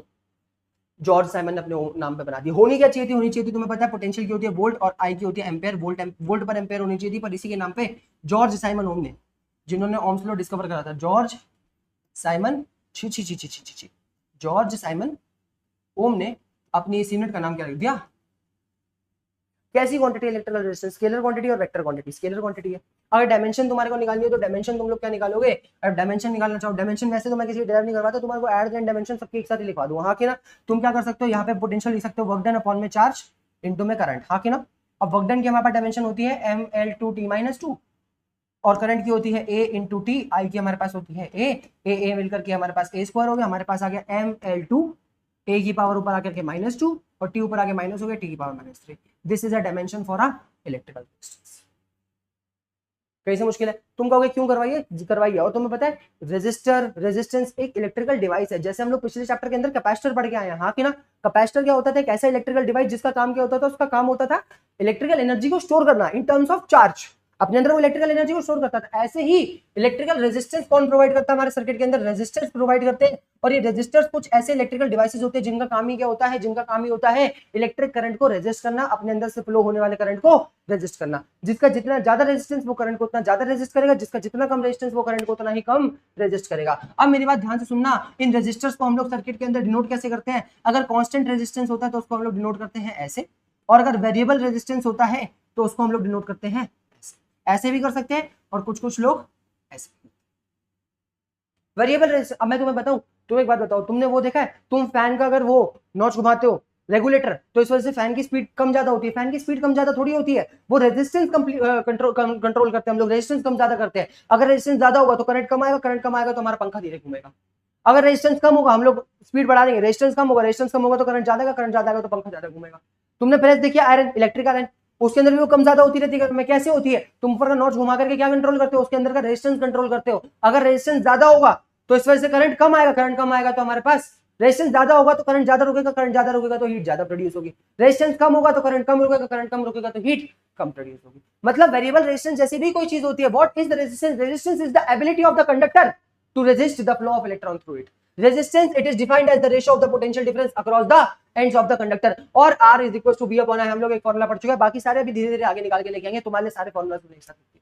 क्या बोला मैंने? फॉर्मूलाज बहुत सारे आते हैं चैप्टर के अंदर, हाँ कि ना, नाना नाना प्रकार के आते हैं। ये भी हम लोगों ने समझ लिया कि electron moving through a conductor is known as electric current. जब कभी इलेक्ट्रॉन किसी कंडक्टर से मूव करता है तो इलेक्ट्रिक करंट प्रोड्यूस करता है, होता ही उसी को इलेक्ट्रिक करंट कहते हैं। While moving through the conductor electron collide with the atom present in the conductor due to which there flow of resist in the conductor, and hence we can say that conductor having a property to resist the flow of electron. जैसे electron flow होता है, atom से टकराता है, atom से टकराता है, उसका फ्लो रेजिस्ट करता है। और ये हम लोग कह सकते हैं कि कंडक्टर के पास ऐसी एबिलिटी है कि वो इलेक्ट्रॉन के फ्लो को रेजिस्ट कर सकता है। इलेक्ट्रॉन के फ्लो को रेजिस्ट कर सकता है, इसका मतलब क्या? कि वो करंट को भी रोक सकता है। ऐसे यूनिट हमारे पास वोल्ट पर एम्पेयर होती है, इसी को हम लोग ओम कहते हैं, और साथ ही साथ it is a scalar physical quantity. क्या कोई दिक्कत? अब मेरी बात ध्यान से समझने की कोशिश करना। जैसे हम लोगों ने बोला, अब तुम्हें एक बात बताऊं, हमारे पास पोटेंशियल का फॉर्मूला क्या होता है? पोटेंशियल का फॉर्मूला होता है वर्क डन अपॉन चार्ज। अगर मैं करंट की बात करूं तो करंट का फॉर्मूला हमारे पास होता है I is equal to Q by T. और अगर मैं उसकी ओम्स लॉ के रिलेशन की बात करूं तो V is equal to I R आता है। मतलब यहाँ पे V का भी खुद का सेपरेट फॉर्मूला है, I का भी खुद का सेपरेट फॉर्मूला है, रेजिस्टेंस का भी खुद का फॉर्मूला होना चाहिए। उसको सीधा सीधा V अपॉन I हम लोग नहीं लिख सकते। अब इसको रेजिस्टेंस के इस फॉर्मूला को बनाने के ना दो तरीके जो हम लोग चाहते हैं, रो एल अपॉन ए। इस फॉर्मूला को बनाने के हमारे पास कितने तरीके हैं? दो तरीके। मैं दोनों के दोनों तरीके तुम्हें बताऊंगा, और दोनों के दोनों तरीके ध्यान से समझना। तुम्हारे को बालक लोग एक ही तरीका बताया जाता है, दूसरे तरीके पे तो ध्यान नहीं दिया जाता। वो तुम्हारे को बता देते हैं, लेकिन तुमने सोचा भी नहीं होगा कि यहाँ से भी डेराइव करा जा सकता था। वो तुम्हारे को सीधा सीधा ओम्स लॉ वाला तरीका बताते हैं, ओम्स लॉ के डेरिवेशन से निकालते हैं कि हमारे पास जो रेजिस्टेंस होता है उसका फॉर्मूला रो एल अपॉन। लेकिन मैं तुम्हारे को दूसरे तरीके से डेराइव करूंगा। उसमें से सबसे पहला तरीका हमारे पास कौन सा आता है? अब हमारे पास टॉपिक आता है फैक्टर्स अफेक्टिंग। देखना इसी से डेराइव करवा दूंगा तुम्हारे को, factors affecting resistance in a conductor. कोई से भी कंडक्टर के अंदर ऐसे कौन कौन से फैक्टर्स हैं जिनसे रेजिस्टेंस की वैल्यू चेंज। सबसे पहला फैक्टर हमारे पास आता है लेंथ। क्या हमारे वायर की या किसी भी कंडक्टर की लेंथ के ऊपर रेजिस्टेंस डिपेंड करता है? तुम कहोगे कैसे? अब इसको समझने की कोशिश करते हैं। मान लो कि ये क्या है, यहाँ पे खड़ा हुआ हूं मैं और यहाँ पे खड़ी हुई है पुष्पा रानी, और ये पुष्पा रानी कहती है आजा। अब मुझे मार्केट पार करके पुष्पा रानी तक पहुंचना है, पर ये मार्केट एकदम खचाखच भरी भरी मार्केट, यहाँ पे लोग ही लोग लोग ही लोग लोग ही लोग, पूरे मार्केट के अंदर बहुत ज्यादा भीड़ हो रखी है। और एक और मार्केट है जिसकी लेंथ कहीं ना कहीं पुरानी मार्केट से बढ़ी है, यहाँ पे खड़ी हुई है पुष्पा और यहाँ पे खड़ा हुआ हूं मैं। एक टाइम पे दो जगह कैसे हो सकते हैं? दो अलग अलग केसेस, हाँ कि ना। और इस मार्केट के अंदर भी बहुत ही ज्यादा भीड़ भीड़ भीड़ भीड़ भीड़ भीड़ भीड़ बहुत भीड़, दोनों मार्केट में सेम भीड़ है, और मुझे यहाँ से निकल के पुष्पा तक जाना है। मैं तुमसे पूछता हूँ मार्केट ए और मार्केट बी, कौन सी मार्केट के अंदर मैं इजिली भागता भागता पुष्पा तक पहुंचाऊंगा? दिक्कत मुझे दोनों में होगी, दिक्कत मुझे दोनों में होगी, टकराऊंगा मैं लोगों से दोनों में, लेकिन जल्दी कहां पहुंच जाऊंगा? जल्दी पहुंच जाऊंगा जिसकी लेंथ क्या है? जिसकी लेंथ छोटी है। मान लो कि कोई सा भी इलेक्ट्रॉन किसी वायर के अंदर फ्लो कर रहा है, अगर उस वायर की लेंथ कम है, लेंथ कम होने का मतलब एटम कम है, एटम कम होने का मतलब क्या? इलेक्ट्रॉन बहुत इजीली फ्लो हो जाएगा, रेजिस्टेंस कम। अगर लेंथ ज्यादा तो एटम ज्यादा, एटम ज्यादा तो रेजिस्टेंस भी ज्यादा। मतलब जो रेजिस्टेंस होता है it is directly proportional to the length of the. सब लिख रखा मैंने आगे थ्योरी वाले पार्ट में, सारा लिख रखा है, स्लाइड रोक लेना, उसको लिख लेना, बहुत अच्छे से लिख रखा है, तुम्हारे नोट्स बहुत अच्छे बन जाएंगे। अभी बस समझने की कोशिश करो कि जैसे ही मैं कंडक्टर की लेंथ बढ़ा दूंगा तो नंबर ऑफ एटम्स बढ़ जाएंगे, नंबर ऑफ एटम बढ़ जाएंगे तो रेजिस्टेंस की वैल्यू भी बढ़ जाएगी। Resistance is directly proportional to the length. मैं तुम्हें बता रहा था अभी ओम्स लॉ में कि रेजिस्टेंस डिपेंड करता है लेंथ के ऊपर, हाँ कि ना। अब इसके बाद हमारे पास दूसरा आता है area of cross section. Area of cross section अगर तुम्हारे को थोड़ा सा याद हो तो लास्ट क्लास के अंदर मैंने तुम्हारे को एरिया ऑफ क्रॉस सेक्शन, मतलब जो ड्रिफ्ट वेलोसिटी वाली हम लोगों ने क्लास करी थी, उसके अंदर मैंने तुम्हें एरिया ऑफ क्रॉस सेक्शन समझाने की भी कोशिश करी थी। किसी भी चीज का 2D एरिया जो होता है उसको एरिया ऑफ क्रॉस सेक्शन कहा जाता है। जैसे मान लो ये वायर है, अब इस वायर का एरिया निकालने का तरीका क्या है? तो सिलेंडर है, इसके बाहर का भी तो एरिया होगा, हाँ कि ना। लेकिन अगर मैं एरिया ऑफ क्रॉस सेक्शन की बात करूं तो एरिया ऑफ क्रॉस सेक्शन मतलब सिर्फ और सिर्फ इसका 2D एरिया या पाई आर स्क्वायर वाला। क्या कोई दिक्कत? अब क्या इस एरिया के ऊपर हमारे पास जो रेजिस्टेंस है वो डिपेंड करता है? अब फिर दोबारा से एक और एग्जांपल ले लेते हैं। मान लो कि अब मैं दो मार्केट ले लेता हूं, दोनों मार्केट की लेंथ सेम, दोनों मार्केट की लेंथ सेम, लेकिन एक मार्केट का एरिया ऑफ क्रॉस सेक्शन कम और एक मार्केट का एरिया ऑफ क्रॉस सेक्शन ज्यादा। क्या कोई दिक्कत? दोनों की लेंथ सेम है। लेंथ सेम होने का मतलब क्या? नंबर ऑफ एटम्स दोनों में सेम होंगे। तो अगर यहाँ पे एरिया कम है तो सारे के सारे जितने मार्केट में लोग थे सारे के सारे चिपके चिपके चिपके चिपके खड़े रहेंगे, हाँ कि ना। यहाँ पे एरिया ज्यादा तो सारे लोग क्या होंगे? सारे लोग अलग अलग दूर दूर दूर दूर खड़े। अब बहुत छोटा सा क्वेश्चन, क्या बहुत छोटा सा क्वेश्चन ये कि यहाँ पे खड़ा हुआ हूं मैं, यहाँ पे खड़ा हुआ हूं मैं, और यहाँ पे खड़ी हुई है पुष्पा। अब बताओ मैं पुष्पा तक कौन सी मार्केट में से इजीली पहुंच जाऊंगा? तुम कहोगे कि यहाँ पे लोग खुले खुले, तो तुम यहाँ से इजीली पहुंच जाओगे। मतलब जहां पर एरिया ज्यादा वहां पर रेजिस्टेंस कम, मुझे रुकावट कम हो रही है, और जहां पर एरिया कम वहां पर रेजिस्टेंस ज्यादा। तुम खुद सोचो, resistance is inversely proportional to area of cross section. अगर एरिया की वैल्यू कम होगी तो सारे एटम चिपके चिपके होंगे, एटम चिपके चिपके होंगे तो रेजिस्टेंस ज्यादा। अगर एरिया की वैल्यू ज्यादा होगी तो सारे एटम खुले खुले होंगे, एटम खुले खुले होंगे तो रेजिस्टेंस की वैल्यू कम। एरिया ज्यादा रेजिस्टेंस कम, एरिया कम रेजिस्टेंस ज्यादा, इनवर्सली प्रोपोर्शनल। तो क्या कोई दिक्कत? इजी है या नहीं? अब तुम खुद सोचो, यहाँ पे हमारे को दो प्रोपोर्शन मिलते हैं, मतलब दो रिलेशन मिलते हैं कि रेजिस्टेंस लेंथ के डायरेक्टली प्रोपोर्शनल होता है, मतलब लेंथ बढ़ेगी तो रेजिस्टेंस बढ़ेगा, और एरिया के इनवर्सली प्रोपोर्शनल होता है, अगर एरिया बढ़ेगा तो रेजिस्टेंस घटेगा। अगर मैं दोनों को जोड़ दूं मेरे पास आ जाता है R is equal to proportional to rho L upon, sorry R is directly proportional to L upon a. क्या कोई दिक्कत? अब अगर मैं प्रोपोर्शनल का साइन हटाऊं तो यहाँ पे कोई ना कोई कांस्टेंट आना चाहिए। अब मैं तुम्हारे को ना उस कांस्टेंट की भी फील करवा देता हूँ, ध्यान से सुनो। मान लो मैं दो वायर ले लेता हूँ, एक वायर ले लेता हूँ मैं जिसकी लेंथ एल दे रखी है, एरिया ए दे रखा है, और एक दूसरी वायर ले लेता हूँ बिल्कुल सेम टू सेम, जिसकी लेंथ क्या दे रखी है, जिसकी लेंथ एल दे रखी है और एरिया क्या दे रखा है, एरिया ए दे रखा है। क्या दोनों का रेजिस्टेंस सेम होना चाहिए? लेंथ और एरिया तो दोनों की सेम है, लेकिन मान लो कि एक वायर मेरे पास एल्यूमिनियम की और एक वायर मेरे पास कॉपर की, दोनों की लेंथ बिल्कुल सेम टू सेम, दोनों का एरिया बिल्कुल सेम टू सेम, लेकिन दोनों का रेजिस्टेंस फिर भी सेम नहीं होगा, क्योंकि दोनों का मटेरियल क्या हो जा रहा है, दोनों का मटेरियल चेंज हो जा रहा है। यहाँ पे मैं क्या लिखूंगा, अब जैसी प्रोपोर्शनल साइन हटते हैं कांस्टेंट आ जाता है, जिसको हम लोग रो कहते हैं। रो हमारे पास होती है रेजिस्टिविटी, इस रो को हम लोग क्या कहते हैं, इस रो को हम लोग कहते हैं रेजिस्टिविटी, एंड रेजिस्टिविटी को हम लोग स्पेसिफिक रेजिस्टेंस भी कहते हैं। अभी और बात करेंगे इसके बारे में हम लोग, इसको हम लोग स्पेसिफिक रेजिस्टेंस भी कहते हैं। इट इज अ, ये हर एक मटेरियल के लिए कांस्टेंट होता है, मटेरियल टू मटेरियल डिपेंड करता है। मटेरियल की प्रॉपर्टी होती है लेंथ और एरिया तो हर एक का चेंज हो सकता है, हाँ कि ना, लेकिन मटेरियल के ऊपर भी तो डिपेंड करता है हमारा रेजिस्टेंस कैसा होगा। क्या पता एल्यूमिनियम ज्यादा रेजिस्ट करता हो, कॉपर कम ना, कॉपर कम करता हो, इतना रेजिस्टेंस ना हो कॉपर का, तो मटेरियल की प्रॉपर्टी के ऊपर भी हमारे रेजिस्टेंस की वैल्यू डिपेंड करती है, व्हिच इज डिनोटेड बाय रो। जो कौन डिनोट करता है, हमारा रो। क्या कोई दिक्कत? अगर मटेरियल चेंज होगा तो रो की वैल्यू चेंज हो जाएगी। क्या कोई दिक्कत? इजी है। आगे हमारे पास R is equal to rho L upon a, देखा कर दिया डायरेक्ट, कर दिया डायरेक्ट। मैंने तुम्हें कहा था R is equal to rho L upon a, हम लोग बहुत इजीली डायरेक्ट यही फैक्टर्स लिख रखे हम लोगों ने। सबसे पहला फैक्टर हम लोगों ने क्या पढ़ा? सबसे पहला फैक्टर हम लोगों ने पढ़ा लेंथ की जो रेजिस्टेंस होता है वो हमारे पास किसके डायरेक्टली प्रोपोर्शनल होता है, लेंथ के। Resistance of the conductor is directly proportional to the length of the conductor, because increase in length के अंदर क्या होता है, नंबर ऑफ एटम्स बढ़ जाते हैं, नंबर ऑफ एटम बढ़ जाते हैं, करंट ज्यादा रेजिस्टेंस होगा। Length is directly proportional to the resistance, increase in length leads to increase in resistance of the conductor, R is directly proportional to. फिर इसके बाद हम लोगों ने एरिया ऑफ क्रॉस सेक्शन के बारे में पढ़ा। Resistance of the conductor is inversely proportional to the area of cross section. क्यों?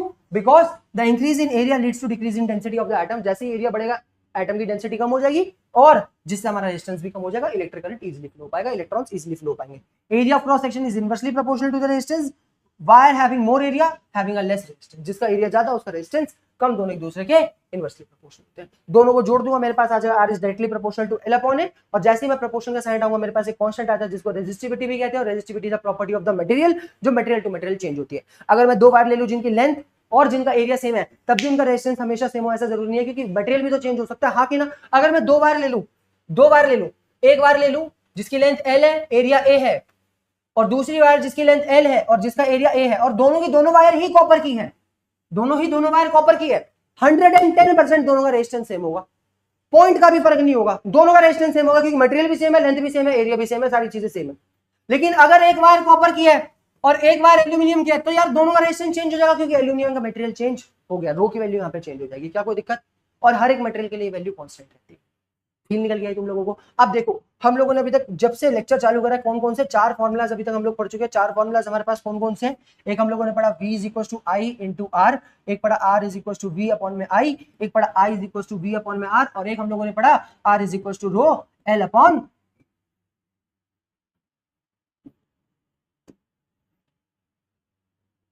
क्या कोई दिक्कत? बहुत इजी है ये नहीं? अब मेरी बात ध्यान से सुनने की कोशिश करो। हम लोगों ने भी पढ़ लिया, अब थोड़ी सी बात करते हैं हम लोग रो के बारे में। ये सब भी पढ़ लिया हम लोगों ने। एरिया ऑफ क्रॉस सेक्शन, ये गलती कर दी, कॉपी पेस्ट में गलती कर दी। एरिया ऑफ क्रॉस सेक्शन नहीं, तीसरी प्रॉपर्टी जिसके ऊपर डिपेंड करता है वो हमारे पास होती है मटेरियल की। कहीं ना कहीं हमारा रेजिस्टेंस मटेरियल के ऊपर डिपेंड करता है। Resistance of the conductor also depend on the material of the container. Two wire अगर मैं सेम लेंथ और सेम एरिया के ले लूं, फिर भी उनका रेजिस्टेंस कहीं ना कहीं अलग होगा, क्योंकि दोनों का मटेरियल चेंज। क्या कोई दिक्कत? अब हम लोग पढ़ते हैं थोड़ा सा रेजिस्टिविटी के बारे में, कि रेजिस्टिविटी की फील ले लेते हैं। असलियत में रेजिस्टिविटी किस बला का नाम है? ये रेजिस्टिविटी होती क्या? अगर मैं रेजिस्टिविटी रो माने रेजिस्टिविटी, इसको डिफाइन करना चाहूं तो it is a property of a material, property of a material to resist, property of material to resist electric current flow through. क्या बोला मैंने बोला कि जो इलेक्ट्रिक करंट है वो प्रॉपर्टी होती थी किसी कंडक्टर की, जो लेंथ के ऊपर, एरिया के ऊपर डिपेंड करती है, बट रेजिस्टिविटी प्रॉपर्टी किसकी होती है? प्रॉपर्टी होती है मटेरियल की। मटेरियल के चेंज होने से ही रेजिस्टिविटी पे फर्क पड़ता है, लेंथ एरिया के चेंज होने से रेजिस्टिविटी के ऊपर 1 रुपए का भी फर्क नहीं पड़ता। ये प्रॉपर्टी होती है मटेरियल की। किसी भी मटेरियल की क्या प्रॉपर्टी है कि वो करंट को कितना रेजिस्ट कर सकता है। क्या कोई दिक्कत? कंडक्टर की बात नहीं कर रहा, रेजिस्टेंस लेंथ एरिया के चेंज होने से चेंज हो जाता है, लेंथ बढ़ा दोगे रेजिस्टेंस बढ़ जाएगा, एरिया घटा दोगे तो रेजिस्टेंस बढ़ जाएगा, लेकिन रेजिस्टिविटी सिर्फ तभी चेंज होगी जब क्या चेंज होगा? जब मटेरियल चेंज होगा। हाँ कि ना? ये मटेरियल के ऊपर डिपेंड करती है। अब तुम कहोगे इसको मेजर कैसे करा जा सकता है? रेजिस्टिविटी को हम लोग स्पेसिफिक रेजिस्टेंस भी कहते हैं। क्या कहते हैं? Specific resistance. मतलब किसी भी मटेरियल का एक स्पेसिफिक रेजिस्टेंस जिससे हम लोग डिस्टिंग्विश कर सकते हैं किसका रेजिस्टेंस ज्यादा किसका रेजिस्टेंस कम। क्योंकि देखो कभी भी एल्यूमिनियम और कॉपर का रेजिस्टेंस तो कम और ज्यादा तुम लोग कंपेयर ही नहीं कर सकते। मैं तुमसे बोलूं किसका रेजिस्टेंस ज्यादा किसका रेजिस्टेंस कम, तुम कभी कंपेयर नहीं कर सकते। तुम कहोगे चलो एल्यूमिनियम का रेजिस्टेंस ज्यादा होता है, मैं कॉपर की लेंथ बढ़ा दूंगा उसका रेजिस्टेंस बढ़ जाएगा, मैं कॉपर का एरिया घटा दूंगा उसका रेजिस्टेंस बढ़ जाएगा। रेजिस्टेंस एक वेरिएबल प्रॉपर्टी है। तुम दो क्वांटिटीज के, दो मटेरियल के बीच में जब कभी भी डिफरेंशिएट करते हो कि कौन करंट को कितना ज्यादा रोक सकता है तो उसकी रेजिस्टिविटी कंपेयर करते हो, ना कि रेजिस्टेंस। रेजिस्टेंस तो चेंज हो सकता है। मेरे पास एक वायर है, तुमने बोला एल्यूमिनियम का रेजिस्टेंस ज्यादा, मैंने कॉपर की लेंथ बढ़ा दी, उसका रेजिस्टेंस ज्यादा होगा।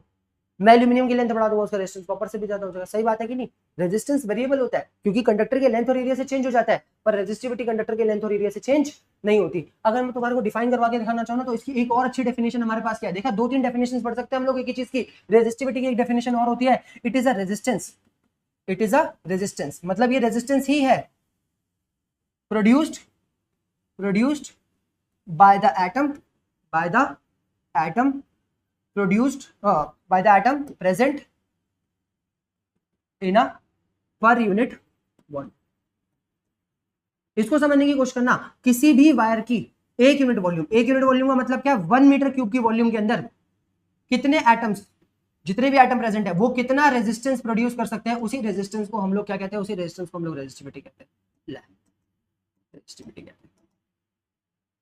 बड़ी प्यारी सी बात बोली। क्या बोली मैंने ये बोली कि किसी भी वायर के अंदर 1 यूनिट वॉल्यूम के अंदर जो एटम प्रेजेंट होते हैं वो कितना रेजिस्टेंस प्रोड्यूस कर सकते हैं, उसी को रेजिस्टिविटी कहते हैं। अब तुम चाहे कॉपर और चाहे एल्यूमिनियम, उसकी लेंथ एरिया जितना मर्जी चेंज कर लो, जो उसके 1 यूनिट वॉल्यूम के जो एटम्स हैं, 1 मीटर क्यूब के अंदर प्रेजेंट जो एटम्स है, वो जो रेजिस्टेंस प्रोड्यूस करते हैं उसकी वैल्यू हमेशा कांस्टेंट रहती है, रेजिस्टिविटी की वैल्यू हमेशा कांस्टेंट रहती है। हाँ कि ना?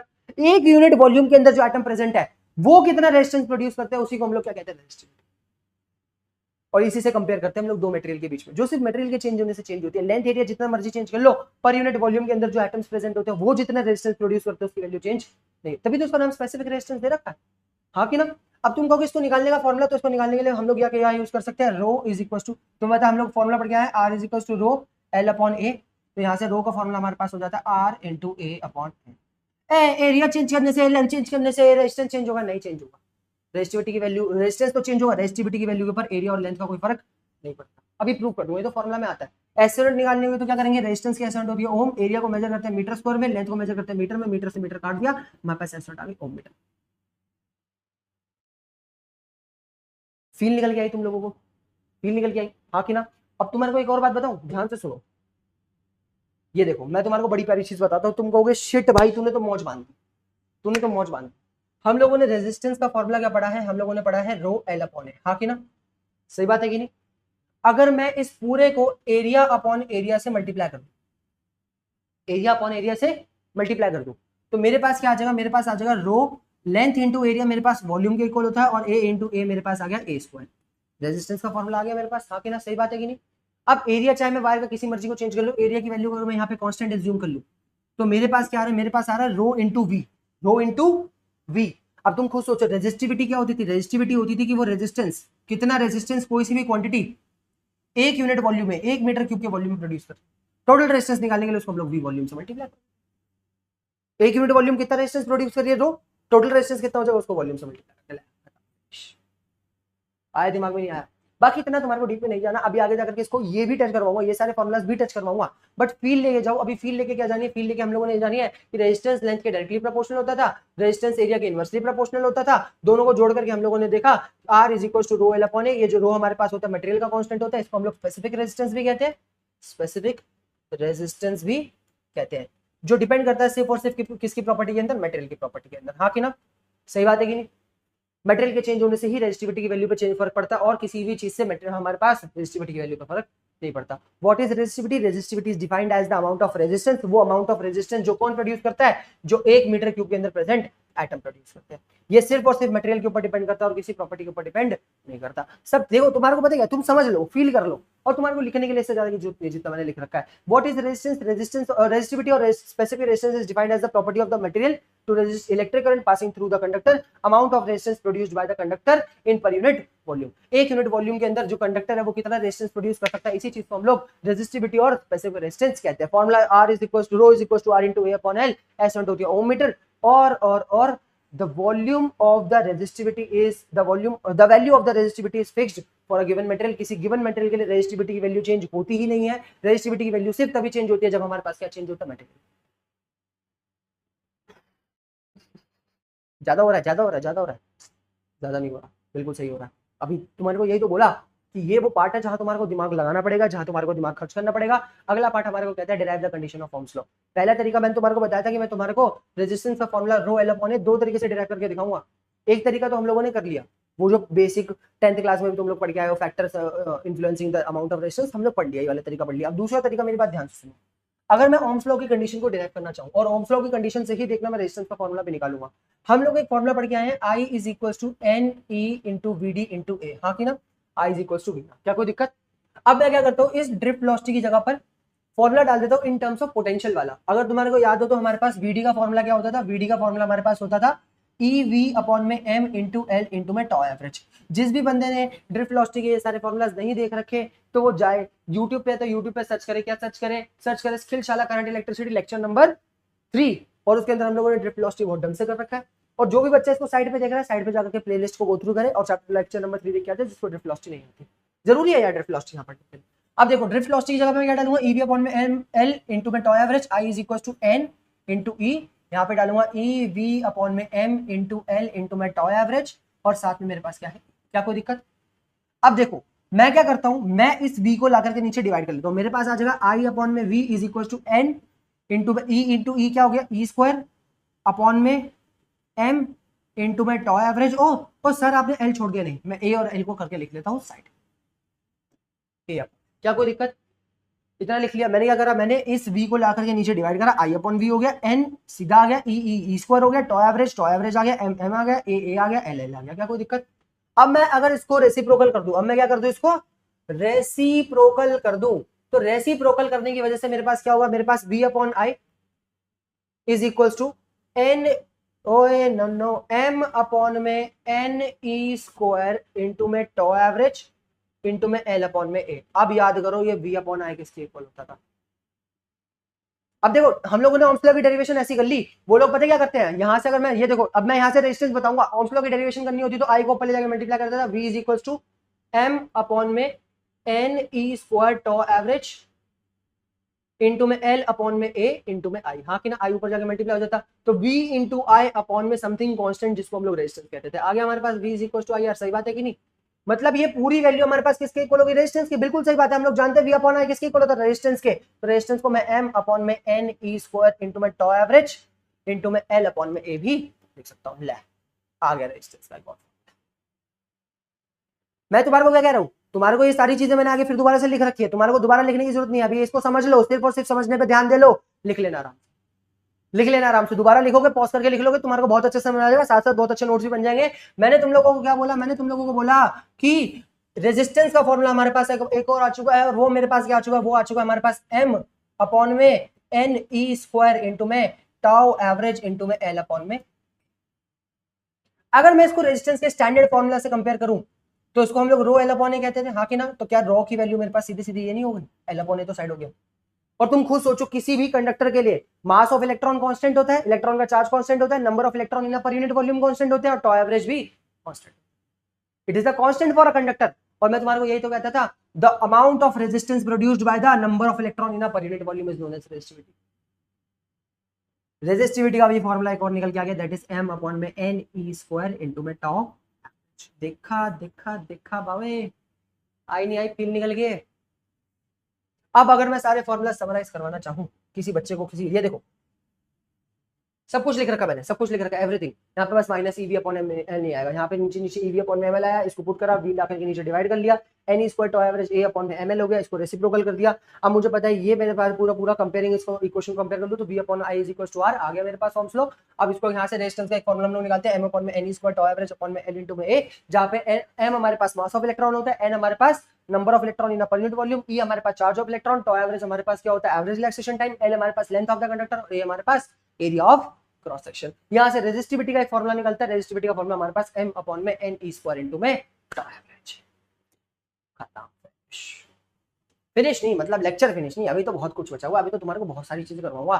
तुम कहोगे भाई मौज बांधी मौज बांधी मौज मौज मौज बांधी। एक खत्म करेंगे आज, ये लेक्चर का कंसेप्ट खत्म करेंगे, फिर बेशुमार क्वेश्चंस लेके आऊंगा इस लेक्चर से तुम्हारे पास, और आज फॉर्मुलाज भी बहुत सारे बनाएंगे यार। मतलब बड़े टाइम से अच्छा कंसेप्ट नहीं कराना हम लोगों ने, आज करेंगे। हम लोगों ने पढ़ा v is equal to I into R, हम लोगों ने पढ़ा I is equal to V upon R, R is equal to V upon I, फिर हम लोगों ने पढ़ा R is equal to rho L upon A, rho L upon A के बाद हम लोगों ने पढ़ा, इसकी जगह हम लोग और क्या लिख सकते हैं, हम लोग लिख सकते हैं M अपॉन में एन ई स्क्वायर इंटू में टॉ एवरेज इंटू में L अपॉन में ए, और साथ ही साथ रेजिस्टिविटी का फॉर्मूला हम लोगों ने पढ़ा R into A upon L, और एक फॉर्मूला पढ़ा M अपॉन में एन ई स्क्वायर इंटू में टॉ एवरेज। और तुम देख रहे हो कहां डिपेंड कर रहा है लेंथ और एरिया के ऊपर, कहां डिपेंड कर रहा है लेंथ और एरिया के ऊपर, कहीं किसी एंगल से डिपेंड नहीं कर रहा है लेंथ और एरिया। अगर तुम यहाँ पे रेजिस्टेंस की पूरी पूरी वैल्यू पुट करोगे तो लेंथ और एरिया कट जाएगा। सही बात है कि नहीं डिपेंड करते हैं लेंथ और एरिया के ऊपर। मैंने तुम्हारे को ऑलरेडी बताया था कि लेंथ और एरिया के ऊपर रेजिस्टिविटी डिपेंड नहीं करती, resistivity only depend on the material of the conductor. सिर्फ और सिर्फ एक चीज के ऊपर डिपेंड करती है, और हो गया है हमारे पास मटेरियल ऑफ कंडक्टर की, कंडक्टर का हमारे पास मटेरियल। अभी तक यही फॉर्मूला पढ़े, तुम कहोगे कम कम कम लग रहे हैं, कम लग रहे हैं, ज्यादा लग रहे हैं, कम लग रहे हैं। तुम लोग 2 शिफ्ट में देख लो भाई वीडियो, कोई दिक्कत नहीं है, लेकिन बनेगी एक ही बारी में। सांस ले लो थोड़ी सी, है ना, मैं भी पानी पी लूं।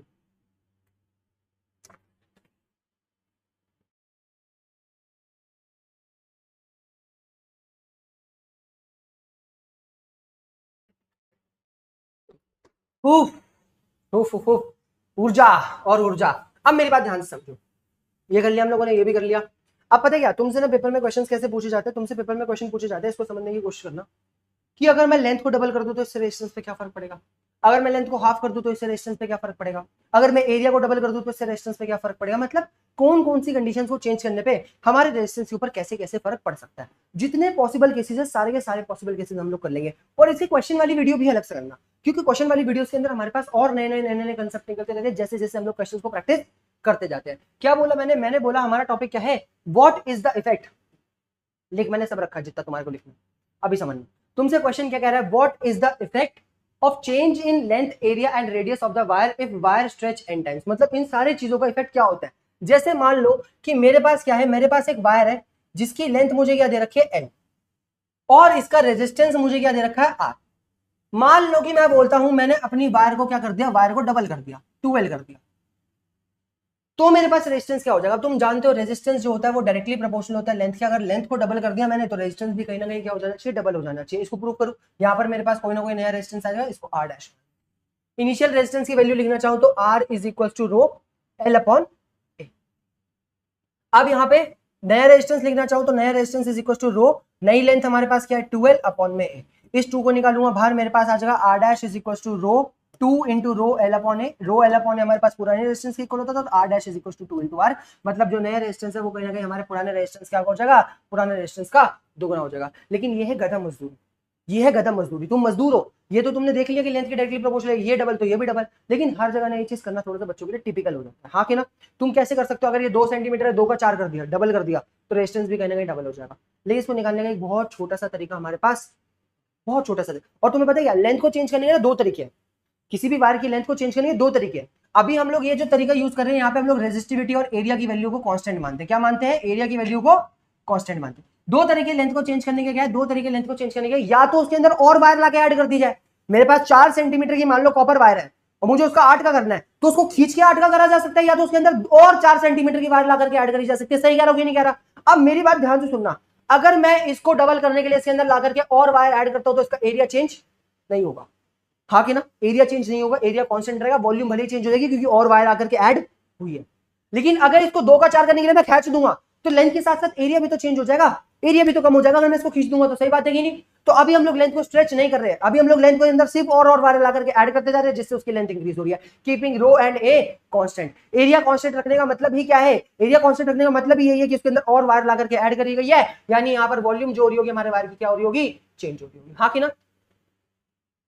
अब इसके लिए एक छोटा सा फॉर्मूला मैं तुम्हारे को बताना चाहूं तो ये समझो कि अगर मेरे पास रेजिस्टेंस जो है वो लेंथ के डायरेक्टली प्रोपोर्शनल है, मैं लेंथ को नीचे ला करके डिवाइड कर लेता हूं, मेरे पास आ जाएगा आर अपॉन में एल, हमेशा किसी ना किसी कांस्टेंट के इक्वल होगा, हमेशा किसी ना किसी कांस्टेंट के इक्वल होगा, प्रोपोर्शनल साइन होगा, कोई ना कोई कांस्टेंट होगा, वो कांस्टेंट भी अभी मैं तुम्हारे को समझा दूंगा। तो यहां से हम लोग एक फॉर्मूला निकाल सकते हैं, वो फॉर्मूला हमारे पास हो सकता है R1L1 is equals to R2 into R2 upon में L2। ये फॉर्मूला तुम लोग सिर्फ और सिर्फ तभी लगा सकते हो जब रेजिस्टिविटी और एरिया की वैल्यू को तुमने क्या माना है, एरिया की वैल्यू को तुमने कांस्टेंट, और वॉल्यूम तुम्हारे पास क्या हो रही है, वॉल्यूम तुम्हारे पास चेंज।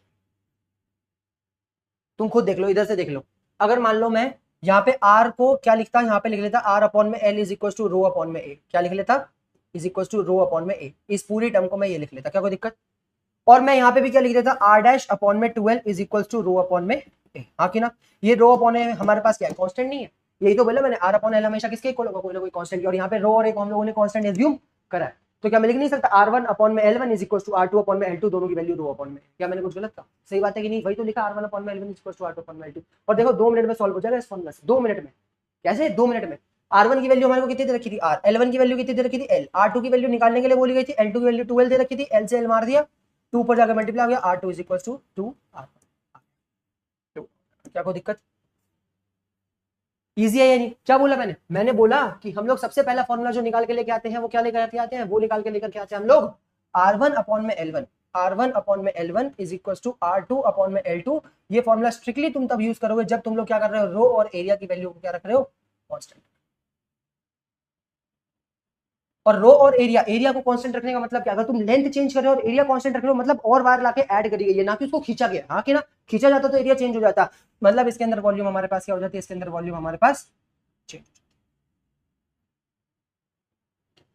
कोई दिक्कत। अब मैं बात करूं दूसरे केस की, जब हम लोग एरिया चेंज करते हैं, अब मान लो कि मेरे पास एक वायर है जिसका एरिया मेरे पास क्या था, एरिया मेरे पास A था, क्या कोई दिक्कत, मैंने इस वायर की लेंथ सेम रखकर, लेंथ में ना कोई चेंज करके इसके एरिया को बढ़ा करके 2A कर दिया, क्या कर दिया 2A, ना मैंने रेजिस्टिविटी में चेंज करा, ना मैंने मटेरियल चेंज करा, ना मैंने लेंथ की वैल्यू चेंज करी, सिर्फ एरिया को A से क्या कर दिया 2A।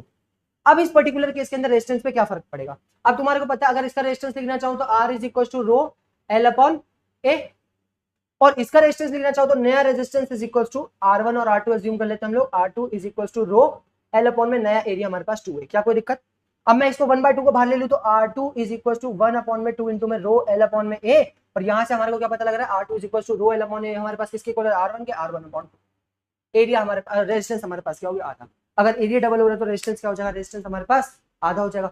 फिर दोबारा से तुम लोग दिमाग लगाओ, क्या रेजिस्टेंस हमारे एरिया के इनवर्सली प्रोपोर्शनल होता है, बिल्कुल सही है, एरिया डबल का रेजिस्टेंस आधा हो गया।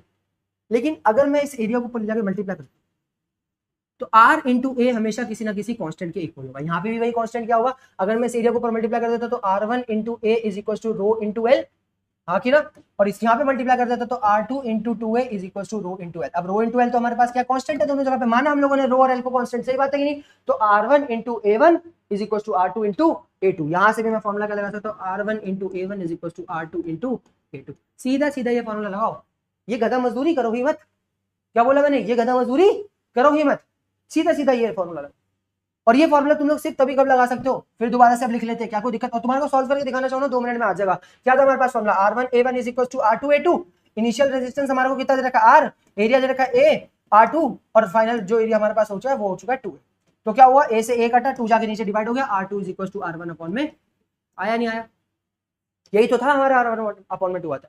तो हम लोग सीधा सीधा फॉर्मूला क्या लगा सकते हैं भाइयों, हम लोग सीधा सीधा फॉर्मूला लगा सकते हैं, क्या लगा सकते हैं, हम लोग लगा सकते हैं R1 into A1 is equal to R2 into A2, और ये फॉर्मूला सिर्फ तभी एप्लीकेबल होगा जब रो और एल की वैल्यू क्या है, कांस्टेंट है, और साथ ही साथ वॉल्यूम का यहाँ पे कोई खेल, वॉल्यूम की कोई बात नहीं, क्या कोई दिक्कत? दोनों तुम्हारे को फॉर्मूला समझ आ गया। अगर सिर्फ लेंथ चेंज हो रही है, एरिया को कांस्टेंट रखा जा रहा है, तो R1 अपॉन में L1 is equal to R2 upon में L2, और अगर एरिया चेंज करा जा रहा है और लेंथ को कांस्टेंट रखा जा रहा है, तो R1 A1 is equal to R2 A2। कभी कभार ऐसा हो सकता है लेंथ और एरिया दोनों चेंज कर दी, लेंथ और एरिया दोनों चेंज कर दी। उन्होंने बोला कि एक वायर है जिसकी लेंथ क्या मुझे दे रखी है, जिसकी लेंथ मुझे L दे रखी है, और जिसका एरिया मुझे क्या दे रखा है, जिसका एरिया मुझे A दे रखा है। मैं क्या कर देता हूँ, अगली बार इसी सेम वायर की लेंथ बढ़ा करके 12 कर देता हूँ, लेंथ बढ़ा करके क्या कर देता हूँ, लेंथ बढ़ा करके 12 कर देता हूँ, और एरिया घटा करके A/2 कर देता हूं। अब देखो एरिया भी चेंज हो रहा है और लेंथ भी चेंज हो रही है, इन दोनों की वजह से हमारे पास रेजिस्टेंस में फर्क पड़ेगा। अब तुम ये जानते हो लेंथ के डायरेक्टली प्रोपोर्शनल है, लेंथ डबल होगी तो रेजिस्टेंस भी डबल हो जाएगा। एरिया के इनवर्सली प्रोपोर्शनल, एरिया आधा हुआ है तो रेजिस्टेंस बढ़ जाएगा, एरिया कम होने पर रेजिस्टेंस बढ़ जाता है, तो एरिया डबल हो जाएगा, रेजिस्टेंस डबल हो जाएगा। लेंथ की वजह से पहले डबल हुआ और फिर दोबारा से एरिया की वजह से डबल हो गया, तो 4 टाइम्स हो जाएगा रेजिस्टेंस। निकाल के देख लेते, इसका रेजिस्टेंस मेरे पास किसके इक्वल होगा, R is equal to rho L upon A, R। और R2 निकालने के लिए हम लोग क्या करेंगे, रो L की वैल्यू 2L, एरिया की वैल्यू A/2, तुम्हें पता है ऊपर जाके रेसिप्रोकल हो जाएगा, ये हमारे पास 2 2 4 हो जाएगा। R2 is equal to 4 into rho L upon A, rho L upon A को क्या लिख सकते हैं, R1, तो R2 की वैल्यू हमारे पास क्या आ गई, 4 इंटू R, हो गया 4 गुना हो गया रेजिस्टेंस। क्या कोई दिक्कत? लेकिन इसका भी एक छोटा तरीका, इसका भी एक छोटा तरीका है। हम लोग जानते हैं कि R is directly proportional to L upon A, सही बात है कि नहीं, सही बात है कि नहीं? तो एरिया ऊपर जाके डिवाइड, लेंथ नीचे आके डिवाइड, लेंथ एरिया ऊपर जाके मल्टीप्लाई, लेंथ नीचे आके डिवाइड, हमेशा किसी ना किसी कांस्टेंट के इक्वल होगा। तो हम लोग क्या लिख सकते हैं, R1 A1 अपॉन में L1 is equal to R2 A2 upon में L2, और इसके अंदर हम लोगों को रेजिस्टिविटी रो की वैल्यू कांस्टेंट रखना चाहिए, और बिल्कुल सही है, रो कांस्टेंट रहता है, हमेशा रो की वैल्यू सेम रहती है, R1 A1 अपॉन में L1 is equal to R2 A2 upon में। क्या कोई दिक्कत? अब मैं तुम्हारे को सॉल्व करके दिखाऊं, इसी चीज से सॉल्व करके दिखाऊं, मस्त तरीके से, तुम कहोगे मौज आ गई। देखो अगर मान लो रो की वैल्यू कांस्टेंट है, तो R1 की वैल्यू हमारे को R1 दे रखी थी, A की वैल्यू हमारे को A दे रखी थी, लेंथ की वैल्यू L दे रखी थी, R2 एरिया को हम लोग क्या कर देते थे, एरिया को हाफ कर दे रहे थे, और लेंथ को क्या कर देते थे, लेंथ को हम लोग डबल कर देते थे, 2L कर देते थे, 2L इंटू 2 2 4 हो गया, L से L कटा, A से A कटा, 4 आ गया, 4 ऊपर जाकर मल्टीप्लाई हो गया, R2 इज इक्वल टू 4। आ गया नहीं आ गया, आगे नहीं आ गया, इजी है या नहीं, बहुत इजी है। तुम लोग ये फॉर्मूला भी दिन दहाड़े यूज कर सकते हो, सिर्फ तब यूज करोगे जब ये देखो यहां पर क्या चेंज हो रहा था, यहाँ पे एरिया चेंज हो रहा था, और यहाँ पे क्या हो रही थी, यहाँ पे लेंथ चेंज हो रही थी, हाँ कि ना, यहाँ पे लेंथ चेंज हो रही थी। अब यहाँ पे हम लोग क्या लगा सकते हैं, हम लोग यहाँ पे लगा सकते हैं R1 A1 अपॉन में L1 is equal to R2 A2 upon में L2। ये फॉर्मूला तुम लोग कब लगाओगे, जब एरिया और लेंथ दोनों चेंज हो रहे हैं, एरिया और लेंथ दोनों चेंज हो रहे हैं, और साथ साथ रो की वैल्यू क्या रख रखी है, रो की वैल्यू हम लोगों ने कांस्टेंट। अभी तो 3 केसेस हो रहा है, 3 क्या 4 केसेस हो रहा है, 4 केसेस, 3 केसेस तो निकाल ही सकता हूँ, 4 केसेस, और मतलब सारे केसेस छोटे छोटे करवा दूंगा। क्या फायदा जब तुम क्वेश्चन में जाकर दिमाग लगाओ, मैं तुम्हारे को अभी सब कुछ यहीं पे करवा दूंगा, बंदे इतना करवा के रुक जाते हैं। थोड़ा बहुत रेडियस का चेंज बता देते हैं, तुम्हारे को पता है कि अगर मैं रेडियस भी तो चेंज हो सकता है, अगर एरिया की वैल्यू चेंज करूंगा तो रेडियस भी चेंज हो सकता है, वो तुम्हारे को रेडियस का चेंज भी दे सकते हैं, हाँ कि ना। अब तुम्हारे को पता है जो रेजिस्टेंस होता है वो एरिया के इनवर्सली प्रोपोर्शनल होता है, एरिया निकालने के लिए पाई आर स्क्वायर लगाते हैं, पाई तो कांस्टेंट हो गया, तो यहां से मैं ये भी लिख सकता हूँ रेजिस्टेंस जो होता है वो आर स्क्वायर के इनवर्सली प्रोपोर्शनल होता है, हाँ कि ना। तो मेरे पास एक फॉर्मूला बनता है R1 का square is equal to R2 का square, where capital R1 and capital R2 is resistance of the conductor and small R1 and small R2 is radius of the. क्या कोई दिक्कत? अभी तुम्हारे को क्वेश्चन भी करवा दूंगा इसका एक मस्त सा, मजा आ जाएगा तुम्हारे को, मतलब एग्जांपल ले लेंगे हम लोग। ये कब लगाओगे, ये तब तुम लगाओगे जब क्या इसकी वैल्यू चेंज होगी, हमारे पास रेडियस की वैल्यू चेंज हो रही है, हाँ कि ना। अब वो तुम्हारे को हमेशा एरिया का चेंज थोड़ी बता के देंगे, रेडियस का चेंज दे देंगे तुम लोगों को। जैसे मान लो कि क्या कर सकते हैं, वो ये बोल सकते हैं कि मान लो मेरे पास एक वायर थी, एक वायर का जो रेडियस है वो क्या दे रखा था, हमारे को आर दे रखा था, उसको मैंने स्ट्रेच कर दिया और मेरे पास उसका रेडियस बढ़ के कितना हो गया, 2r हो गया, हाँ कि ना। उसका रेडियस बढ़ के क्या हो गया, 2r हो गया। अब तुम बताओ नया रेजिस्टेंस कितना होगा, अब अगर रेडियस बढ़ा है तो एरिया बढ़ा होगा, एरिया बढ़ा होगा तो रेजिस्टेंस की वैल्यू कम होनी चाहिए, देख लेते हैं। इनिशियल रेजिस्टेंस हमारे पास R1 की वैल्यू होगी रो L अपॉन A, एरिया की जगह लिखूंगा पाई आर स्क्वायर, क्या कोई दिक्कत। अब नया रेजिस्टेंस जो R2 होगा उसकी जगह लिखूंगा रो L अपॉन में पाई आर स्क्वायर, और रेडियस की जगह क्या डाल दूंगा 2r का स्क्वायर कर दूंगा तो 4r स्क्वायर, क्या कोई दिक्कत। 1/4 को निकाल लूंगा बाहर, मेरे पास आ जाएगा 1/4 इंटू में रो L अपॉन में पाई आर स्क्वायर, पाई आर ये हमारे पास R1 की इक्वल होता है, तो हमारे पास R2 की वैल्यू क्या आ गई, आ गई R1 स्क्वायर टाइम चेंज आ रहा है। जितना भी चेंज हमारे रेडियस के अंदर, एरिया के अंदर क्या था, जितना एरिया चेंज होता था उतना रेजिस्टेंस चेंज हो जाता था, हाँ कि ना। अगर एरिया बढ़ता था, एरिया को डबल करते थे तो रेजिस्टेंस 2 टाइम्स कम हो जाता था, एरिया ट्रिपल होता था हमारे पास रेजिस्टेंस 3 टाइम कम हो जाता था, एरिया 2 टाइम्स कम होता था रेजिस्टेंस 2 टाइम बढ़ जाता था, इनवर्स का चेंज आता था, और कैसा चेंज आता था, इक्वल आता था। लेकिन यहाँ पे स्क्वायर चेंज आता है, अगर मैंने रेडियस को डबल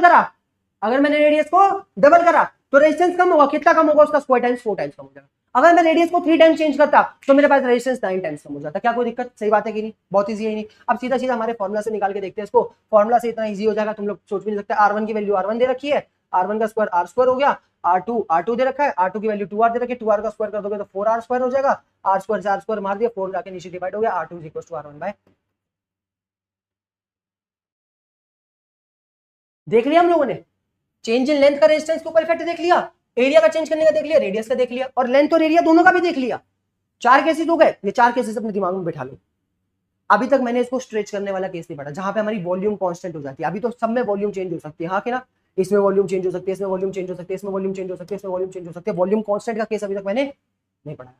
अभी वॉल्यूम कांस्टेंट का केस पढ़ेंगे। इतने में कोई डाउट है तो बताओ, पक्का नहीं है? श्योर? लिख लो, रीड कर लो, आराम से देख लो चारों के चारों फॉर्मुलास को कि R1 अपॉन में L1। अरे बहुत ईजी है, याद करना क्या बहुत मुश्किल है? बहुत मुश्किल है। मैंने क्या बोला? मैंने तुम लोगों को क्या बोला? ध्यान से सुनो। R1 अपॉन में L1 is equal to R2 upon में L2। कब यूज करेंगे ये वाला फॉर्मुला? तब यूज करेंगे जब लेंथ चेंज हो रही हो, रेजिस्टेंस की वैल्यू कांस्टेंट, रेजिस्टिविटी की वैल्यू कांस्टेंट हो, और एरिया की वैल्यू क्या हो? कांस्टेंट हो, और वॉल्यूम चेंज हो रही हो। एक यूज करते हैं R1 A1 is equal to R2 A2। क्या कोई दिक्कत?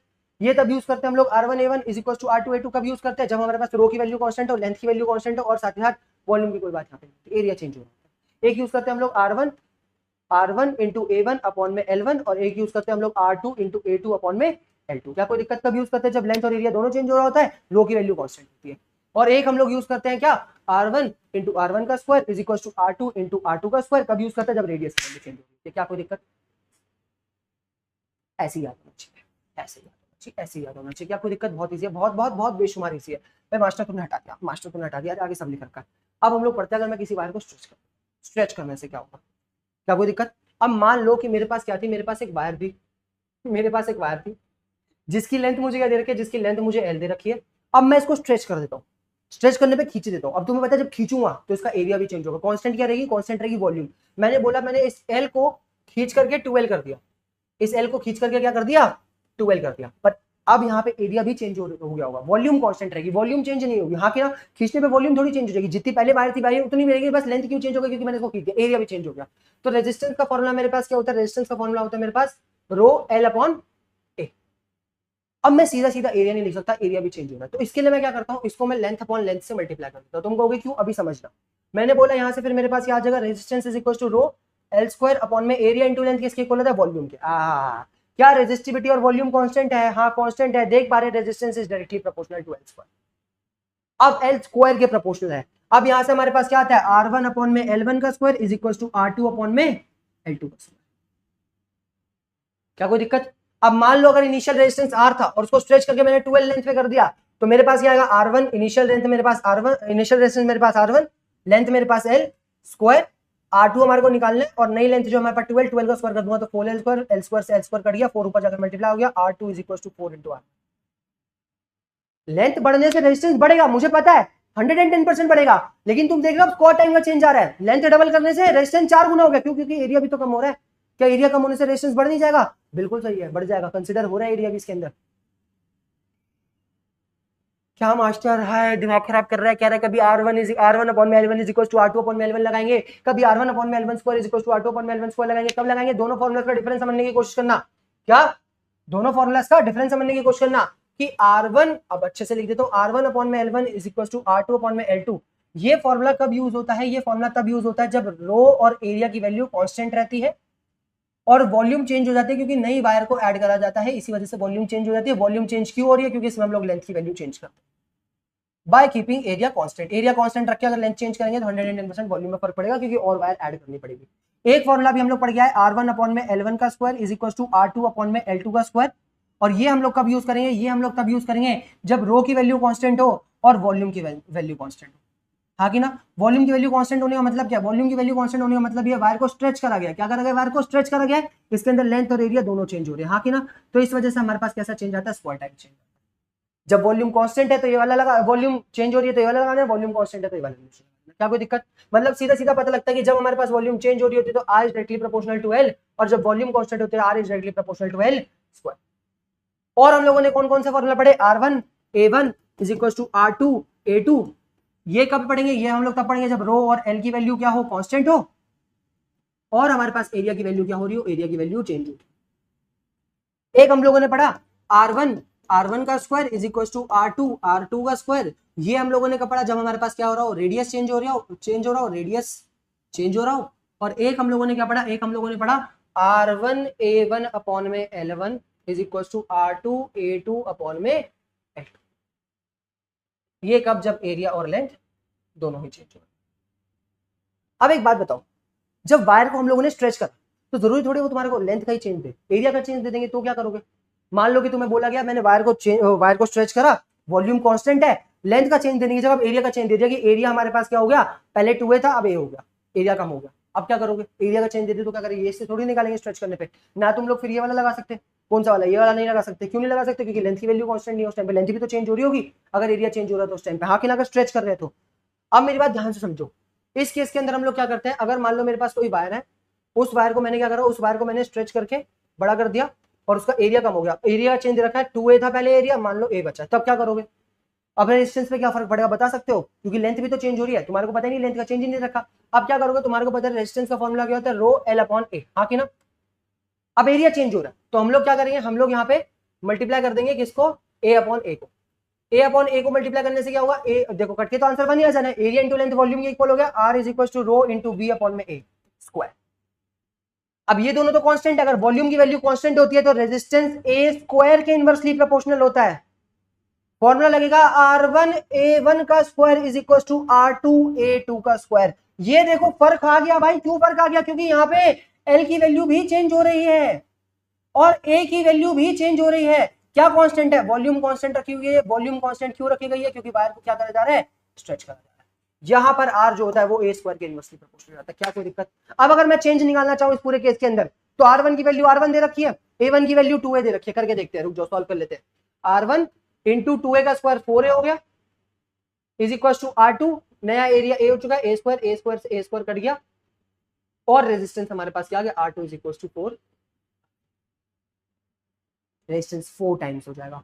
तुम खुद सोचो, एरिया कम हो रहा है, एरिया कम होने की वजह से रेजिस्टेंस बढ़ना चाहिए था, हाँ कि ना, लेकिन एरिया आधा हो रहा है, हमारा रेजिस्टेंस भी क्या होना चाहिए था, रेजिस्टेंस 2 गुना हो जाना चाहिए था, लेकिन लेंथ भी तो बढ़ रही है, लेंथ की बढ़ने से हमारे पास 4 टाइम्स आई फील निकल के। अब तुम्हारे को कभी कभार यहाँ पे सिर्फ और सिर्फ एरिया की जगह रेडियस का भी चेंज दे सकते हैं, अगर हमारे को पता है कि जब कभी भी वायर स्ट्रेच करते हैं तो रेजिस्टेंस ए स्क्वायर के इनवर्सली प्रोपोर्शनल होती है, R is inversely proportional to A square, तो मैं क्या लिख सकता हूँ, इनवर्सली प्रोपोर्शनल टू एरिया की जगह क्या डालूंगा, पाई आर स्क्वायर।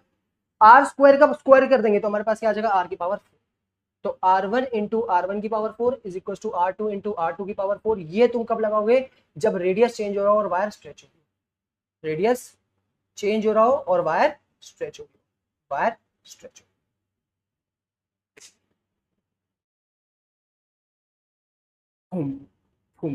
अभी एक और बचा हुआ है, अभी एक और बचा हुआ है, लेकिन पहले इतना संभालो, कितने, 1 2 3 4 5 6 7, संभाल लिया पक्का। मैं तुम्हारे को अगर इसको और अच्छे से समराइज करके लिखवाना चाहूँ, और अच्छे से समझ, देखो बहुत ढंग से लिखवा रहा हूँ तुम्हारे को, बहुत अच्छे से समझा रहा हूँ, क्योंकि आते हैं क्वेश्चन भाई और हर जगह जरूरी है ये चीज। देखो दो केसेस है, एक बारी जब वायर को स्ट्रेच नहीं करा जा रहा, वायर डज नॉट स्ट्रेच, और एक जब वायर को स्ट्रेच करा जा रहा है। अगर वायर को स्ट्रेच नहीं करा जाता तो वॉल्यूम की वैल्यू क्या होती है, वॉल्यूम की वैल्यू कांस्टेंट नहीं रहती, वॉल्यूम की वैल्यू वेरिएबल रहती है। फॉर्मूला लगता है R1 upon L1 is equal to R2 upon में L2 जब लेंथ चेंज होती है, R1A1 is equal to R2A2 जब एरिया चेंज होता है, R1A1 अपॉन में L1 is equal to R2A2 upon में L2 जब हमारे पास एरिया और लेंथ दोनों चेंज होता है, तो R1 का square is equal to R2 small r2 का स्क्वायर, ये जब हमारे पास। और अगर मेरे पास वायर स्ट्रेच करी जा रही है तो वायर स्ट्रेच करने के केस में वॉल्यूम कांस्टेंट रह जाती है, हाँ कि ना, वॉल्यूम कांस्टेंट रह जाएगी तो लेंथ अगर मैं चेंज करूंगा तो एरिया भी मेरे पास कम हो जाएगा। फॉर्मूला मेरे पास आ जाता है R1 अपॉन में L1 का square is equal to R2 upon में L2 का स्क्वायर, L2 का स्क्वायर। ये मेरे पास क्या है, यहाँ पे लेंथ भी चेंज हो रही है, एरिया भी चेंज हो रहा है, क्यों, क्योंकि वॉल्यूम क्या है, वॉल्यूम कांस्टेंट है। कैसे निकाला था हम लोगों ने, R is equal to rho L upon A होता था, रो एल अपॉन को हम लोगों ने ए अपॉन किससे, एल अपॉन एल से मल्टीप्लाई कर दिया था, एल और हमारे पास वॉल्यूम बन गए थे और एल स्क्वायर के डायरेक्टली प्रोपोर्शनल आ गया।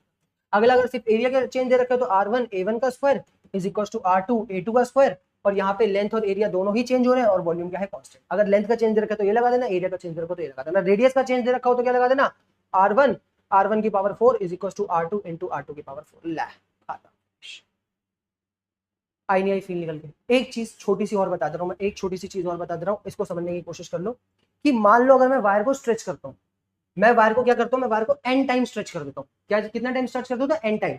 जैसे मान लो कि मैंने बोला कि मेरे पास वायर थी और वायर की लेंथ जो मुझे दे रखी थी वो दे रखी थी L1। क्या कोई दिक्कत? मैंने इस वायर को स्ट्रेच करा, स्ट्रेच करने का मतलब क्या, मैं वॉल्यूम कांस्टेंट रख रहा हूं।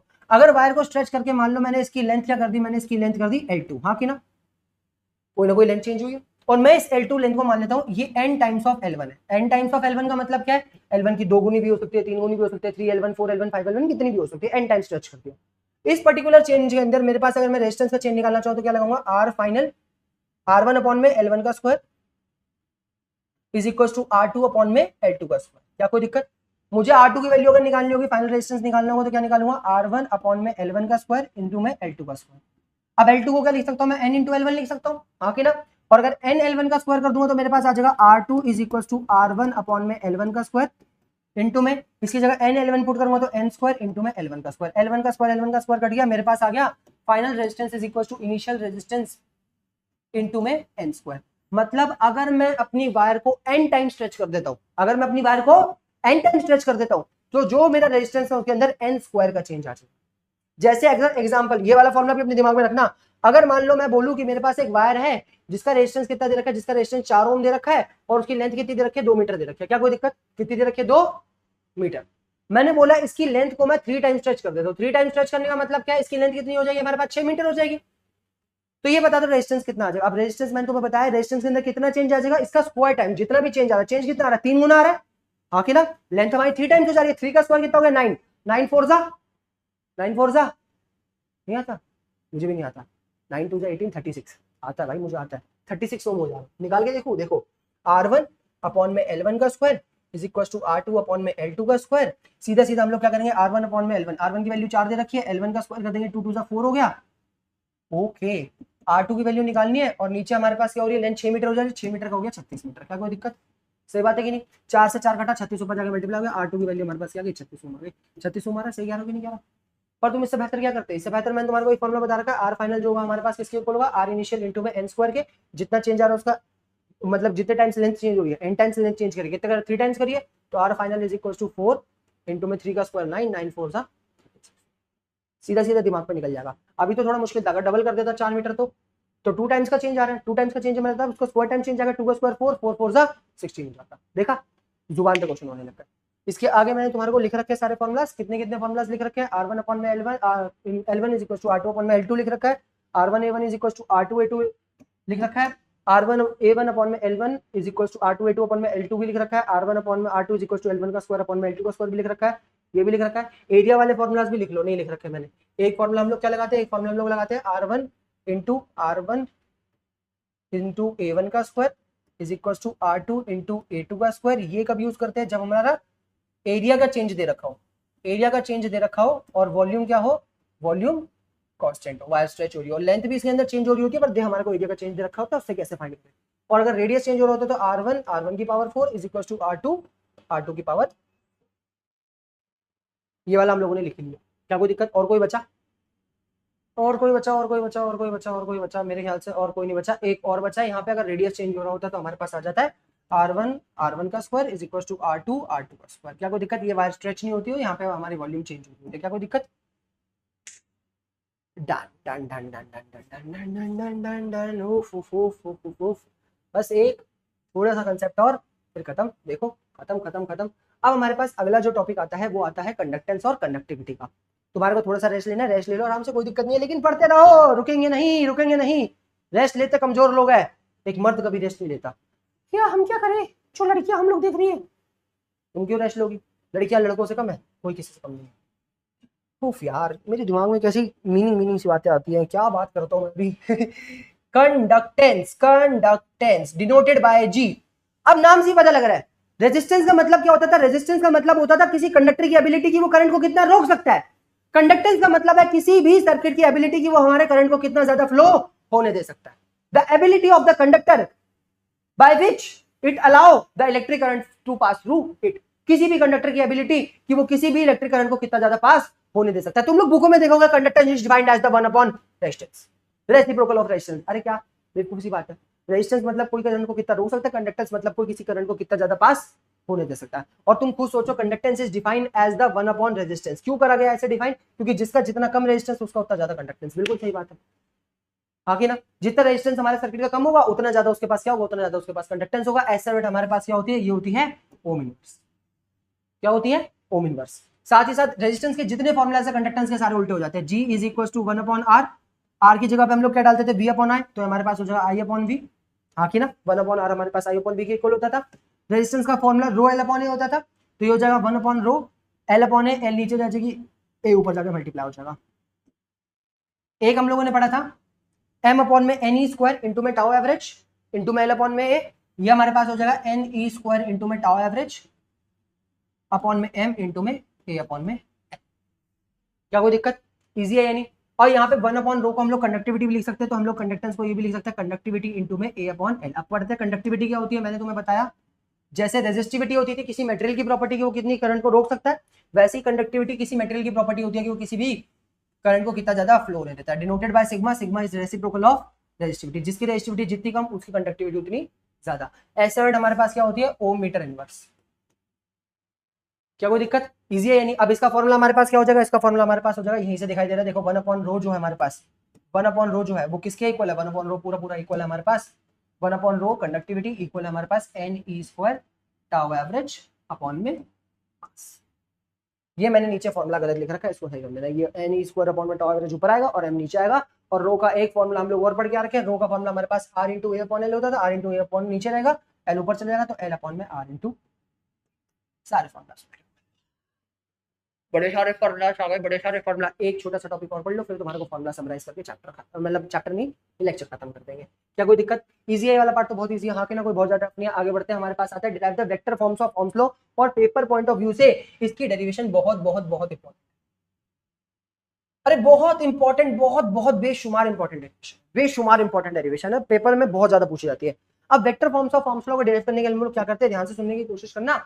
हम लोग क्या करते हैं, हम लोगों को पता है जो रेजिस्टेंस है वो किसके इक्वल होता है, वी अपॉन आई के। और रेजिस्टेंस का एक फॉर्मूला हमारे पास होता है rho L upon A. Rho L upon ए दोनों ही रेजिस्टेंस के इक्वल है। तो क्या मैं ऐसा कर सकता हूं, V upon I is equal to rho L upon A? बिल्कुल सही बात है।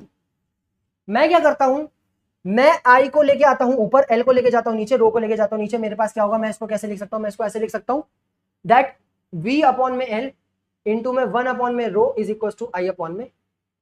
आई चला गया ऊपर, आई अपॉन में यहां छोड़ दिया, एल नीचे चला गया, वी अपॉन में एल, 1 अपॉन रो नीचे चला गया। आई अपॉन में ए हमारे पास इक्वल होता है करंट डेंसिटी के। पढ़ रखा नहीं पढ़ रखा?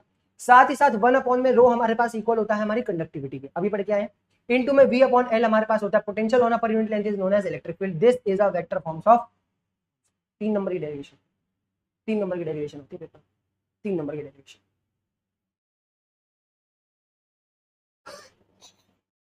यहां से हम लोगों को कंडक्टिविटी का एक फॉर्मूला और निकल के आता है विच इज जे अपॉन में। इजी है यानी, पक्का खत्म। आज के लिए बस इतना ही। अभी हम लोग, अभी जाना मत, अभी समराइज करूंगा। देखो सारा कुछ लिख दिया मैंने। ई का फॉर्मूला वी अपॉन में एल होता है, रो का फॉर्मूला 1 अपॉन सिग्मा का 1 अपॉन में रो होता है, जे का 1 अपॉन में आई होता है, हम लोगों ने निकाल लिया। इसके बाद तुम्हारे पास क्वेश्चन चालू होता है। क्वेश्चन हम लोग अगली क्लास से करेंगे। क्वेश्चन करने से पहले हम लोग क्या कर लेते हैं, कोई खाली स्लाइड के अंदर इसके अंदर सारे फॉर्मुलाज को समराइज कर लेते हैं, जितने फॉर्मुलाज अभी तक हम लोगों ने स्टार्टिंग ऑफ द लेक्चर से अभी तक पढ़े। हम लोगों ने पढ़ा V is equal to I R, हम लोगों ने पढ़ा I is equal to V by R, हम लोगों ने पढ़ा R is equal to V by I. क्या कोई दिक्कत? फिर हम लोगों ने रेजिस्टेंस का फॉर्मूला पढ़ा। रेजिस्टेंस के सारे फॉर्मुलाज लिख लेता हूँ इसी के आगे, यहीं पे लिख देता हूँ, इसको हटा देता। R is equal to V by I. फिर हम लोगों ने पढ़ा rho L upon A. Rho L upon A के बाद हम लोगों ने पढ़ा एम अपॉन में एन ई स्क्वायर इंटू में टाउ एवरेज और इंटू में एल अपॉन में ए। साथ ही साथ इसको हम लोग और क्या लिख सकते हैं, रेजिस्टिविटी इज 1 अपॉन कंडक्टिविटी। हाँ कि ना? और कुछ बचा? और कुछ बचा? और कुछ बचा? नहीं बचा। रेजिस्टिविटी की बात करो तो रेजिस्टिविटी हमारे पास क्या होती है, R into A upon N. R into A upon के साथ हमारे पास एम अपॉन में एन ई स्क्वायर इंटू में टाउ एवरेज। इसको हम लोग 1 अपॉन कंडक्टिविटी भी लिख सकते हैं, 1 अपॉन कंडक्टिविटी भी लिख सकते हैं। अगर मैं बात करूं इसकी कंडक्टेंस की, तो कंडक्टेंस अभी हम लोग पढ़ गया 1 अपॉन रेजिस्टेंस। रेजिस्टेंस के सारे फॉर्मुलाज उल्टे हो जाते हैं। ये हमारे पास क्या हो जाता है, हमारे पास हो जाता है ए अपॉन में रो इंटू एल। और हमारे पास क्या हो जाता है, हमारे पास आ जाता है एन ई स्क्वायर इंटू में टाउ एवरेज इंटू में ए, छी जगह नहीं बची, एन ई स्क्वायर इंटू में टाउ एवरेज इंटू में ए अपॉन में इंटू में एन इंटू एल। क्या कोई दिक्कत? और कुछ बचा नहीं, और कुछ नहीं बचा। इसको हम लोग 1/रो को सिग्मा भी लिख सकते हैं, तो सिग्मा इंटू में A/L भी लिख सकते हैं। क्या कोई दिक्कत? देखो 1 में रो है ना, 1/रो को क्या लिख सकते हैं, 1/रो को हम लोग सिग्मा लिख सकते हैं। कंडक्टिविटी इंटू में A/L, ये हमारे पास कंडक्टेंस का फॉर्मूला। अब बात करें कंडक्टिविटी की, कंडक्टिविटी के फॉर्मूला हमारे पास 1/रेजिस्टिविटी निकलता है। 1/रेजिस्टिविटी के सारे फॉर्मूला उल्टे हो जाते हैं। NE² इंटू में टाउ एवरेज अपॉन में m, और साथ ही साथ हम लोग क्या लिख सकते हैं, और हम लोग अभी करंट डेंसिटी का एक फॉर्मूला और पढ़ के आए हैं, दैट इज J अपॉन में, हम लोगों ने एक वेक्टर फॉर्म्स ऑफ फॉर्मूला पढ़ा जहां पे हमारे पास आता है J is equal to sigma into, क्या कोई दिक्कत? और कुछ बचा नहीं, बस और कुछ नहीं बचा। V इज इक्वल टू आई, और को फर्दर अगर खोल के लिखना चाहे तो V is equal to R की जगह हम लोग क्या लिख लेते हैं, m अपॉन में NE² इंटू में टाउ एवरेज इंटू में I L अपॉन में। अब हमारे पास जो चेंज वेंज वाले फॉर्मुलास थे सारे, वो फॉर्मुलास हमारे पास कौन कौन से थे? अगर सिर्फ और सिर्फ लेंथ चेंज करते हैं और वॉल्यूम को कांस्टेंट रखते हैं तो R1 अपॉन में L1 is equal to R2 upon में L2। अगर एरिया चेंज करते हैं, वॉल्यूम को चेंज करते हैं, इसमें भी वॉल्यूम चेंज होगी, इसमें भी वॉल्यूम चेंज होगी, R1 A1 is equal to R2 A2। अगर सिर्फ रेडियस चेंज करते हैं तो R1 का square is equal to R2 का स्क्वायर। और इसके बाद हमारे पास क्या आ जाता है, सबको बक्से में कर लेंगे, बक्से में एक हमारे पास जब सबको चेंज कर लेते हैं तो R1 A1 अपॉन में L1 is equal to R2 A2 upon में L2। क्या कोई दिक्कत? मिटा दो ये सारे फॉर्मूला, यहाँ से मिटाना चालू करता हूँ। इसके बाद हमारे पास क्या आता है, इसके बाद हमारे पास आता है कि अगर मैं वॉल्यूम को कांस्टेंट रखूँ तो R1 अपॉन में L1 का square is equal to R2 upon में L2 का स्क्वायर। एक हमारे पास आता है R1 A1 का square is equal to R2 A2 का स्क्वायर। एक मेरे पास आता है R1 का स्क्वायर की power 4 is equal to R2 की पावर 4। ये रेडियस चेंज होता है जब हमारे पास वॉल्यूम क्या रह जाती है, कांस्टेंट रह जाती है। एक हम लोगों ने पढ़ा अगर लेंथ चेंज हो रही है तो R final is equal to R initial into में n स्क्वायर।